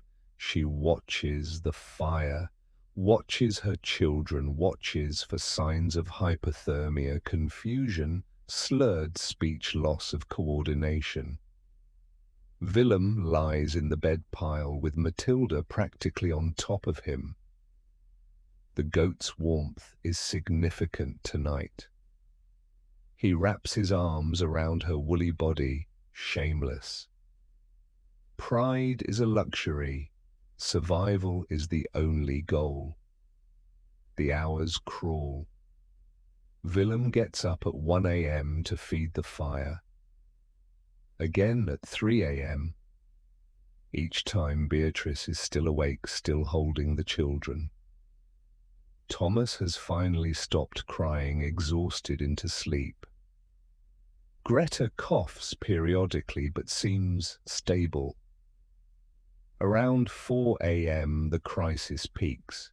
The temperature inside the hut has dropped to 28 degrees below freezing. Ice begins forming on the stone walls. You can see it in the firelight, a thin rime of frost crystallizing on the stones. This is the moment. This is as close as they'll come to failing. Beatrice looks at Willem.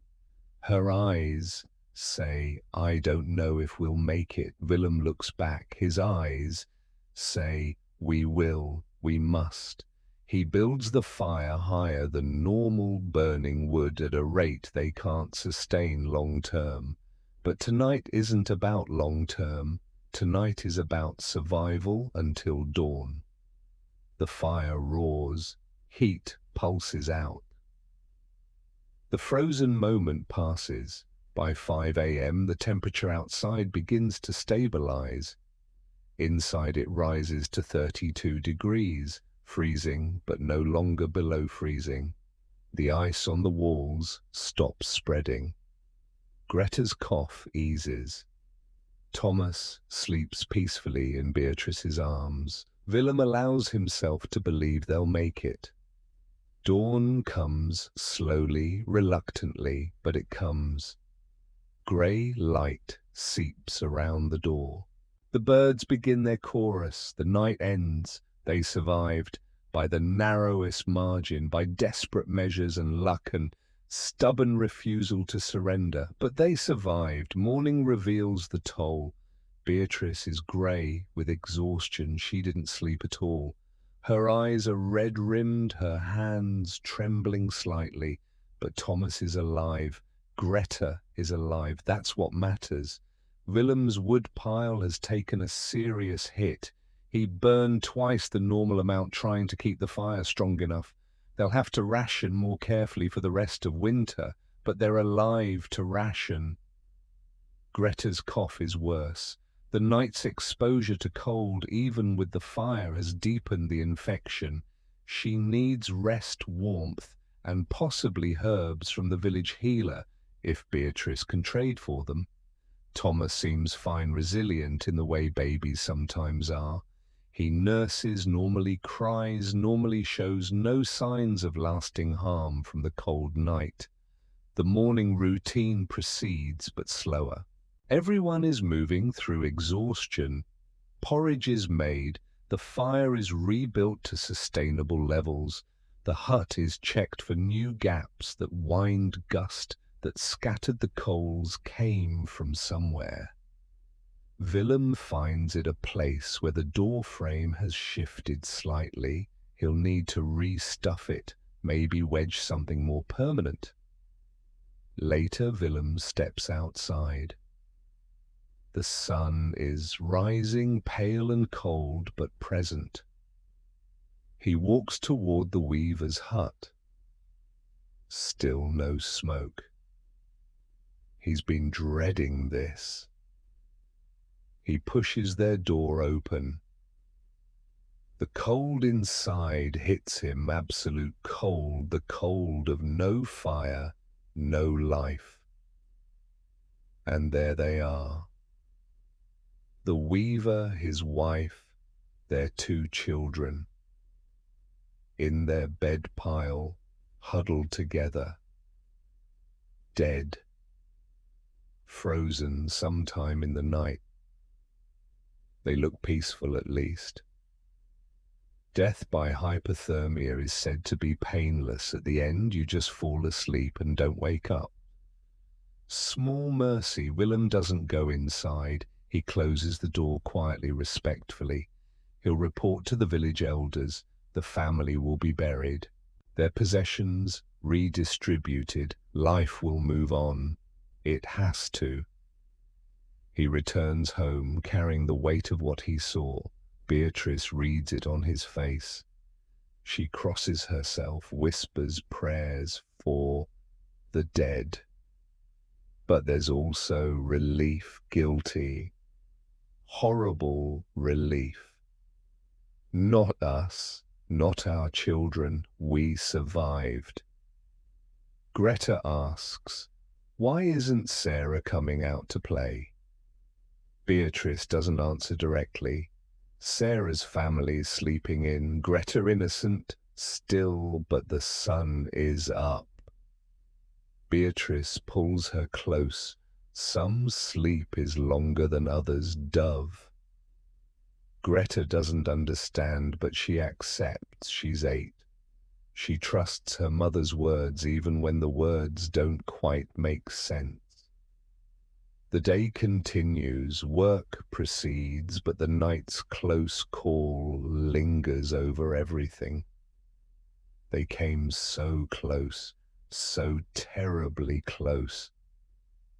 And the weavers, they failed where Willem's family succeeded. The margin between life and death was that small, but they survived. Willem's family survived. And tonight they'll fight the battle again. After that terrible night, something shifts in how you understand Willem, Beatrice, Greta and Thomas. They're not just surviving, they're engaged in daily heroism that goes completely unrecorded. Here's what strikes me most. Willem, Beatrice, Greta, they weren't heroes in any medieval chronicle. No songs were sung about them, no monuments erected. They lived, struggled and died in complete obscurity. The weavers too, and the millers, and old Edmund, and hundreds of thousands of peasant families just like them. But think about what they did. Every single night for months, they executed a complex survival protocol. Fire maintenance, thermal management, nutritional calculation, sleep scheduling, animal husbandry, resource allocation.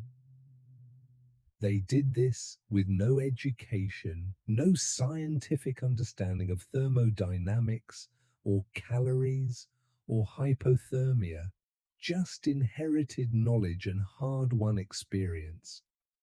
They faced conditions that would kill most of us modern humans within a week. And they didn't just survive, they maintained family bonds, raised children, preserved skills to pass down, kept their humanity intact. Imagine yourself honoring them. Somewhere in the frozen earth of a forgotten medieval village, Willem and Beatrice rest. No headstones mark their graves. No records preserve their names beyond parish tallies. But they were remarkable. They were survival engineers. They were warriors against entropy. They were heroes in the truest sense, people who did impossible things because they had no choice. Every human alive today is descended from people who survived nights like this. Your ancestors lay in dark stone huts pressed together against the killing cold, and they made it. That resilience is in your DNA. That stubborn refusal to freeze, that determination to see one more dawn. Greta grew up, had children of her own, taught them the same tricks: how to bank a fire, how to layer clothes, how to find the warm spot in the bed pile. The knowledge flowed forward through time like a river, fed by 1,000 small tributaries of hard-won wisdom. Thomas survived infancy, which was itself an achievement. He became a man, married, had his own children. The warmth Beatrice provided him, the vigilance she maintained through that terrible night, allowed him to exist long enough to continue the line. We owe them, not gratitude in the abstract, but recognition. They lived and died so that eventually, centuries later, someone could lie in a warm bed listening to this story, grateful for central heating. You are the fulfillment of their struggle. You are what they bought with their suffering. There's a special intimacy in survival when you've spent 100 nights pressed against someone's back, sharing warmth, trusting them to tend the fire while you sleep. That creates bonds deeper than affection. Willem and Beatrice married young as was custom. Maybe there was love initially. Maybe it was just practical arrangement. Her family needed one less mouth to feed. His family needed a woman to manage the household. The beginning doesn't matter.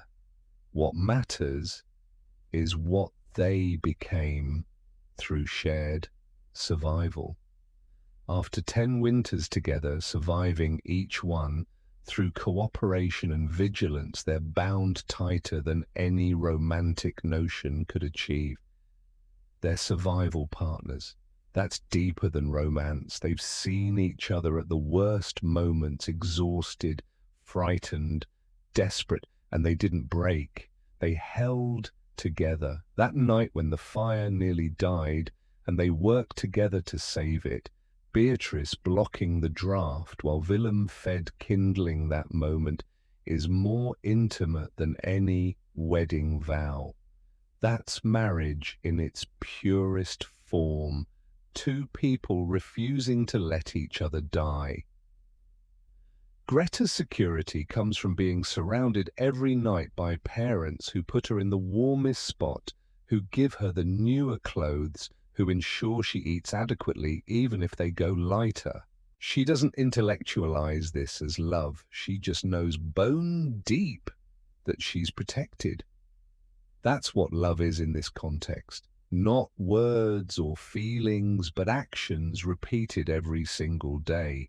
Thomas's vulnerability during that crisis, his crying, his coldness, Beatrice's all-night vigil, that's love too.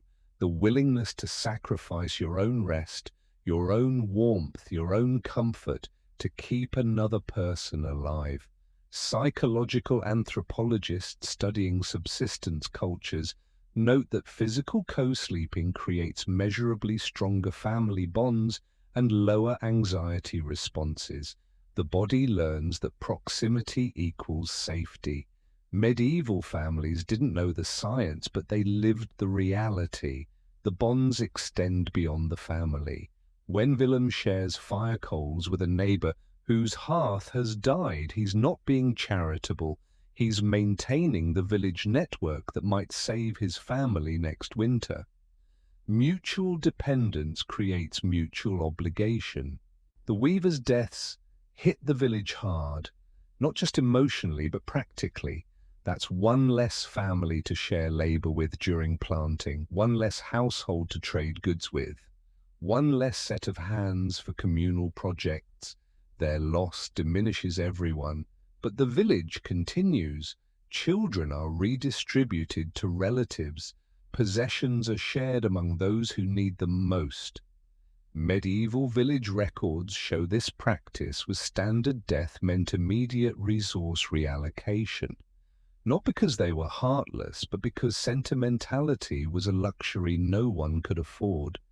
The unspoken agreement that binds the village nobody talks about the possibility of failing, of freezing, of losing children. That's not denial, it's necessary optimism.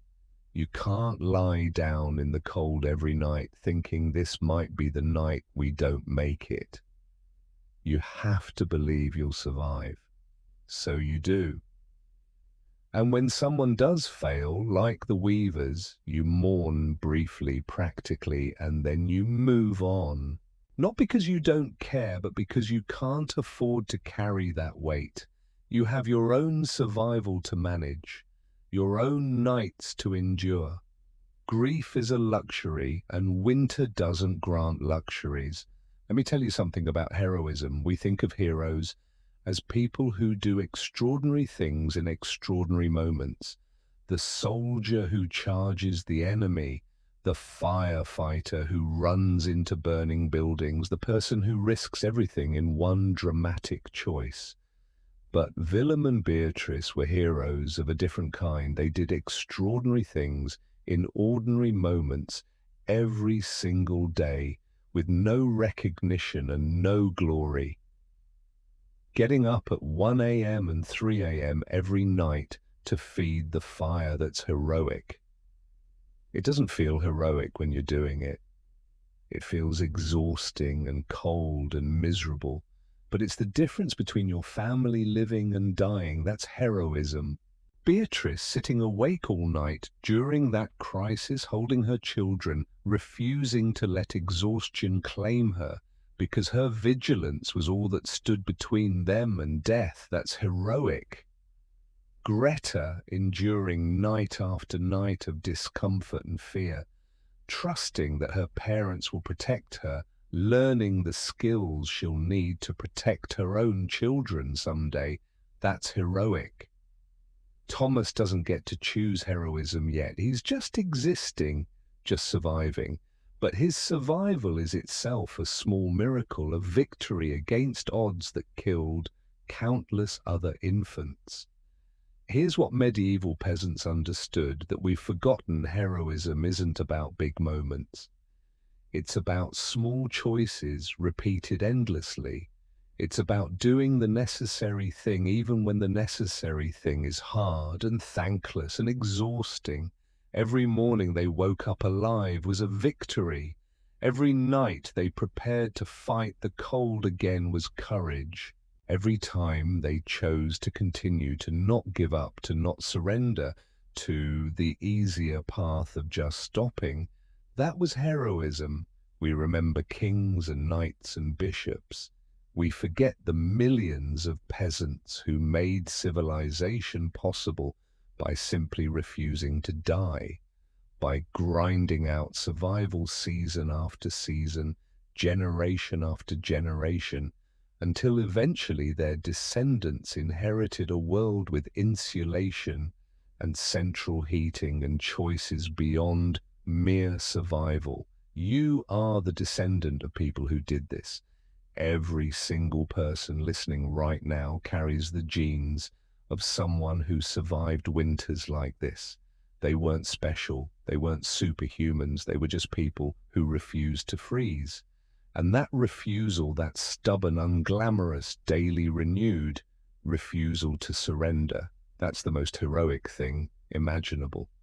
Somewhere in the infinite chain of descent from Willem's family, maybe you exist, maybe I exist. Maybe we all carry a piece of that stone hut, that cold night, that desperate fight for warmth. The fire they built has long since gone cold, but the warmth it represented, the human determination to survive, to protect, to endure, that fire still burns. In you, in everyone who exists, because someone, somewhere in the past, woke at 3 a.m. to feed the fire one more time. By mid-morning, word has spread about the weavers. In a village of 50 families, everyone knows everyone. Death doesn't happen privately. Willem returns to the weaver's hut with Father Benedict, the village priest, and Thomas Reeve, the village headman. They enter together. They confirm what Willem already knew. They say prayers. They discuss arrangements. The bodies will be buried quickly within 2 days. The frozen ground makes digging difficult, but it must be done. Disease is always a fear, even in winter. The village can't risk illness spreading. By noon, the entire surviving village has assembled in the common area near the church. Despite exhaustion, despite injuries, everyone who survived the terrible night comes. This is how medieval communities process trauma, together publicly with ritual. Father Benedict leads prayers. His voice is hoarse from the cold night in the stone church, which is even colder than peasant huts. Large space stone construction, minimal heating. He speaks the rites. The village responds in unison. The dead are commended to God. The count is taken. 43 families started the winter. 40 families remain. The weaver's old Edmund found frozen in his hut, and the widow Margaret's household gone. 7 people total. A hard winter, but not the worst the village has seen. Medieval village records show this practice was standard formal acknowledgement of who survived, who didn't, and what resources remain. Practical, not cold. Necessary, not heartless. You can't manage a community without knowing who's still in it. Shared stories. Each family recounts their night. The miller's roof partially collapsed under ice weight. They huddled under a table through the darkness. The smiths ran out of wood at 2 a.m. and burned a bench. The carter's daughter developed frostbite on 3 toes. They'll likely lose at least one. Everyone has a crisis story.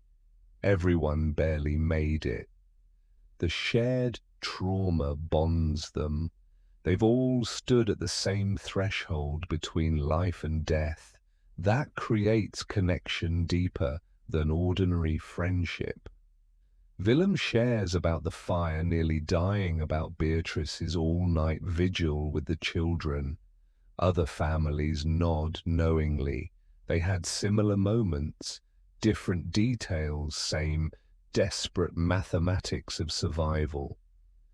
The village herb wife examines Willem's hands, clicks her tongue at the worsened frostbite. She applies salve, made from goose fat and herbs. You'll keep the fingers, she says, but they'll hurt until spring.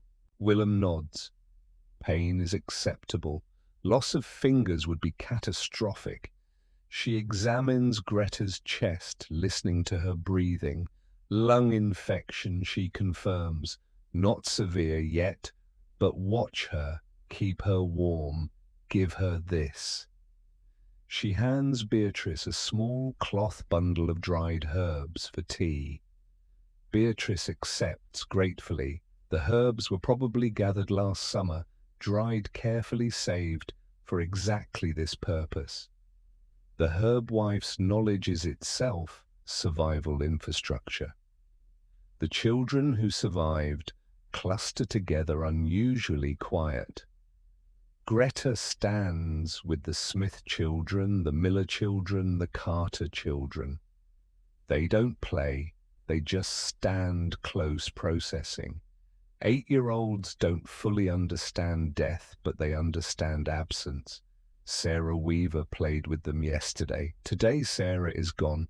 The surviving children are learning the same lesson their parents learned years ago. Winter takes people, randomly, cruelly, finally. Medieval villages had protocols for death, not because they were heartless, but because without protocols, chaos would follow. The weaver's hut will stand empty for the rest of winter, too much work to dismantle in frozen ground. Come spring it will be dismantled. The stones will be redistributed. The thatch will be composted. The wooden beams will be repurposed. Nothing is wasted. Their possessions, few as they were, are divided among those who need them most. The weaver's youngest had a wool blanket in good condition. That goes to the Carters, whose daughter lost her blanket when their roof collapsed. The weaver's iron cooking pot goes to a newly married couple who don't have one yet. The weaver's remaining grain stores are distributed among families running lowest. This isn't grave robbing. This is survival economy. The dead have no use for blankets. The living do. Sentimentality serves no one. Arrangements are made for the burial. 6 men will dig the graves. 2 graves for 4 bodies. Couples are buried together. The frozen earth will fight them every inch, but it will be done. The village takes care of its own, even in death. Father Benedict will conduct the funeral mass. The entire village will attend, not optional but expected. Community grief is processed communally. Private mourning comes later. Questions arise. Who will tend the weaver's pig until it can be slaughtered? The Smiths volunteer. Who will maintain their section of the shared fence come spring? The Millers accept the responsibility. The village is a web of mutual obligation, and the weaver's death creates holes that must be filled. There's no long discussion. Everyone knows what needs to happen. They've done this before. They'll do it again. Winter kills. The village continues. One practical detail emerges that makes Willem feel sick. The weaver's hut had gaps around the door that were never properly sealed. Everyone knew it. No one said anything. It seemed like the weaver's business. But maybe if someone had mentioned it had helped them seal those gaps, they'd still be alive. Or maybe not. Maybe their fire would have died anyway. Maybe the cold was too much regardless. You can't know. But the guilt lingers. The village will seal everyone's doors better next winter. The weaver's death becomes a lesson for the living. As the village gathering disperses, people return to their huts, slowly. No one rushes. There's a communal exhaustion that needs to be acknowledged before everyone retreats to private survival again. Willem walks back with his family. Greta holds Beatrice's hand tightly. She's been quiet all morning, processing. Thomas sleeps in his cradle, which Beatrice carries carefully. The baby is oblivious. For him, the terrible night is already forgotten. No memory will form. He'll never know how close he came to not existing. Other families walk parallel paths. The Millers, the Smiths, the Carters. Eye contact is made. Nods exchanged. No words needed. We made it. You made it. See you tonight. For the same battle, the bond forged by this night will last. These families have faced death together. They've all stood at the same threshold. That shared experience welds them into something more than neighbors. They're survivors, they're warriors against winter. They're family in the truest sense. The children understand it in their own way. Greta walks a little closer to the Smith children than usual. The silent acknowledgement we're the ones who made it. We're the lucky ones. We're here because our parents fought harder, or had more resources, or got luckier. But we're here. The guilt of survival is real even for children. Why did we live when Sarah didn't? There's no good answer, just the uncomfortable truth. Survival is often random. The weavers weren't weaker or stupider or less deserving. They just lost the terrible lottery of winter. Willem understands this better than most. He knows his family's survival was partly skill, partly resources, partly pure luck. The fire nearly died. It could have died. One gust of wind at the wrong moment, one moment of hesitation, and it could be his family being discussed at the village, gathering, his hut being emptied, his children becoming a cautionary tale. But it's not. His family survived, and tonight they'll prepare to survive again, because that's what you do. You survive or you don't, and if you survive, you do it again tomorrow. And now imagine yourself returning to your time, to your warm bed, to your modern life, where winter is an inconvenience, not a death sentence. Tonight, as you lie in your bed, you might pull one blanket off because you're too warm. Too warm. Willem would laugh at that, a problem he never had in his entire life. You might flip your pillow to the cool side, seeking comfort in temperature variation. Beatrice would be baffled by the concept. You might spread out diagonally across your mattress, limbs extended, claiming space. Greta spent every night of her childhood pressed between bodies, rationing inches. These aren't luxuries you earned, they're accidents of time. You were born into warmth, they were born into cold, that's all. Just chance, just luck. But maybe knowing their story now, you feel it differently. Maybe the softness of your pillow carries a little more weight. Maybe the quiet hum of your heater sounds like a kind of magic. Not guilt, just awareness, just a moment of noticing what's easy now was once impossible. Your mattress, probably memory foam or springs, certainly not compressed straw. Your sheets, likely cotton, possibly high thread count, definitely not scratchy wool. Your room maintained between 65 and 72 degrees without effort. You don't think about it. You just experience it. Willem would think your bedroom is heaven. Literally. The heaven he imagined, eternal warmth, eternal comfort. No cold, no fear, no fire watches, just rest.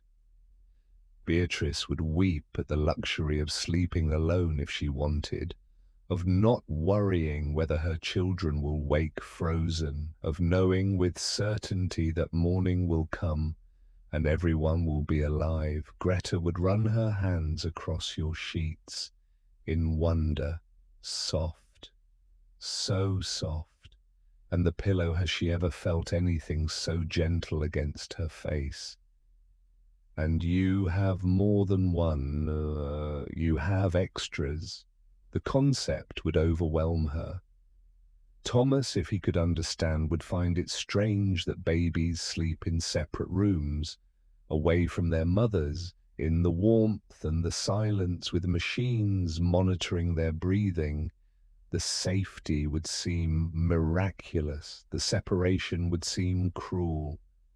Both are true from different perspectives. Every modern comfort exists because someone, somewhere in the chain of history, survived long enough to have children, who survived long enough to have children, who eventually invented the thing that made life easier.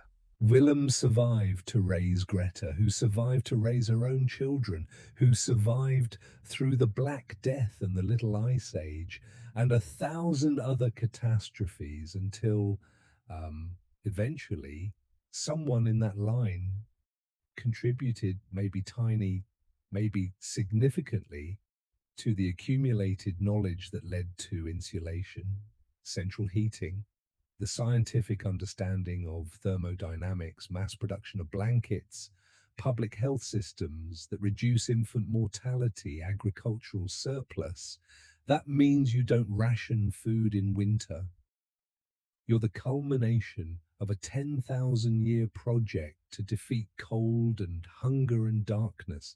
You're winning a war your ancestors fought with their lives. And what they'd want, what Willem and Beatrice and all the forgotten millions who ground out survival in conditions that should have killed them, what they'd want is not for you to feel guilty about your comfort. They'd want you to enjoy it, to use it, to not waste the victory they earned through centuries of suffering. They'd want you to lie in your warm bed tonight and think it worked.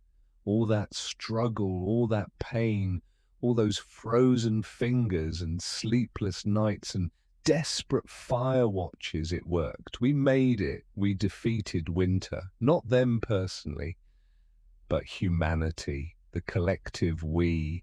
And they'd want you to remember occasionally what it cost.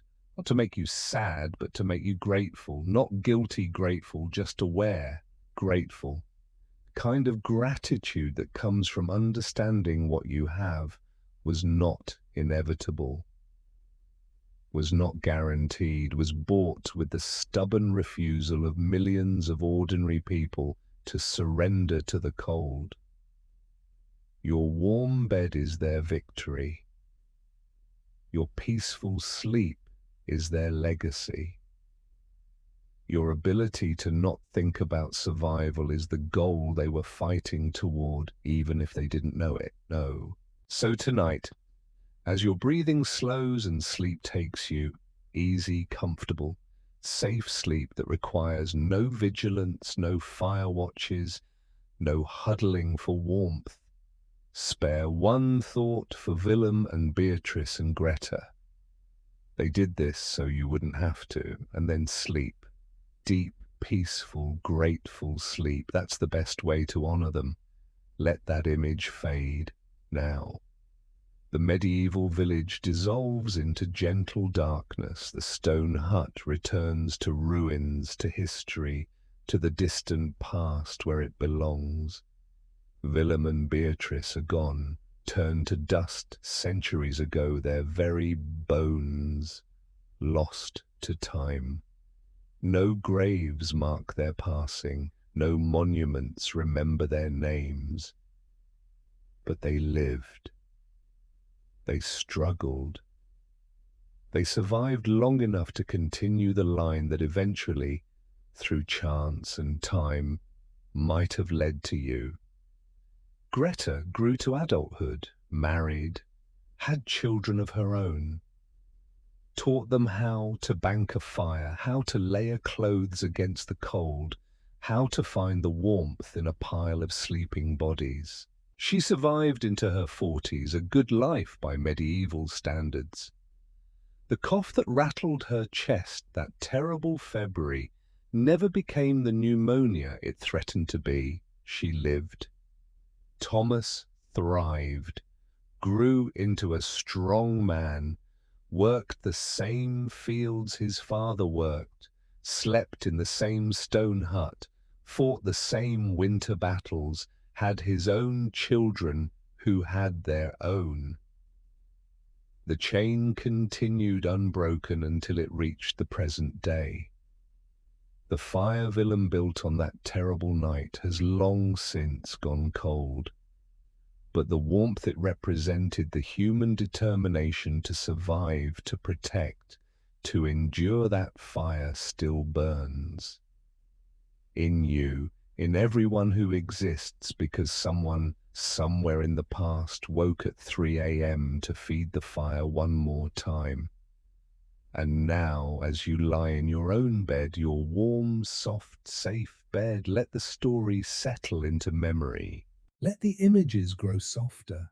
The orange glow of firelight on stone walls, the press of bodies sharing warmth, the sound of wind testing the door, the small triumph of surviving another night. Feel your pillow beneath your head, soft, comfortable, yours. Feel the warmth surrounding you, earned by nothing more than the accident of being born in this era, but real nonetheless. Your breathing slows, your thoughts soften. The story settles into memory, and memory settles into sleep. Outside your window, no storm rages. Inside your room, no cold threatens. You are safe. You are warm.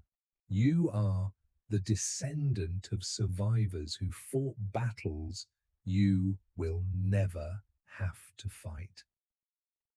Let that knowledge comfort you as you drift. Let the gratitude warm you from within. Not guilty gratitude, just gentle recognition of the gift you've been given by time and chance, and the stubborn endurance of countless ancestors whose names you'll never know. Let the peace of this moment, this safe, warm, protected moment, carry you gently into dreams. May your dreams be warm like summer fields. May your sleep be deep like the sleep of those who have nothing to fear. May your night be easy in ways that would have seemed miraculous to Willem and Beatrice. The fire crackles softly, a steady heartbeat against the silence. But that fire is memory now, not threat. That cold is history, not present. You are here. You are now. You are safe. And as the last images of that stone hut fade into the darkness of your quiet room, as the last sounds of that medieval night dissolve into the gentle hum of your modern heating, as the last echo of that family's struggle settles into the peaceful silence of your safe space, let everything go. Let the cold release you. Let the fear dissolve. Let the struggle fade. You are not in that hut. You are here. You are warm. You are protected by centuries of progress, by systems and infrastructure and technology that Willem couldn't have imagined. The night is no longer something to survive. It's something to rest in, to surrender to trust. Your breathing slows to the rhythm of deep sleep, in and out, slow and steady, the way Greta's breath came in soft whistles when she finally surrendered to exhaustion. Your muscles relax the way Willem's body relaxed when he finally allowed himself to believe they'd make it through another night. Your mind quiets the way Beatrice's thoughts quieted when Thomas finally stopped crying and fell into peaceful sleep. The medieval night is over. Your modern night is here. And in this night, there is no battle to fight, no fire to tend, no cold to defeat. Just rest, just warmth, just the gentle pull of sleep taking you safely into dreams. The fire crackles softly, a steady heartbeat against the silence. But it's a memory now. a story, a gift from the past that helps you appreciate the present. Sleep now, sleep deep, sleep warm. And before you drift completely, if you enjoyed this journey into the past, if you found value in understanding how our ancestors survived, take a moment to like this video and subscribe to the channel. Share it with someone who might appreciate learning about the daily heroism of ordinary people. Your support helps me continue creating these stories, these windows into history that remind us where we came from and how far we've traveled. But for now, let all of that go too, even the request, even the words, let it all fade into the gentle darkness of sleep. Sweet dreams.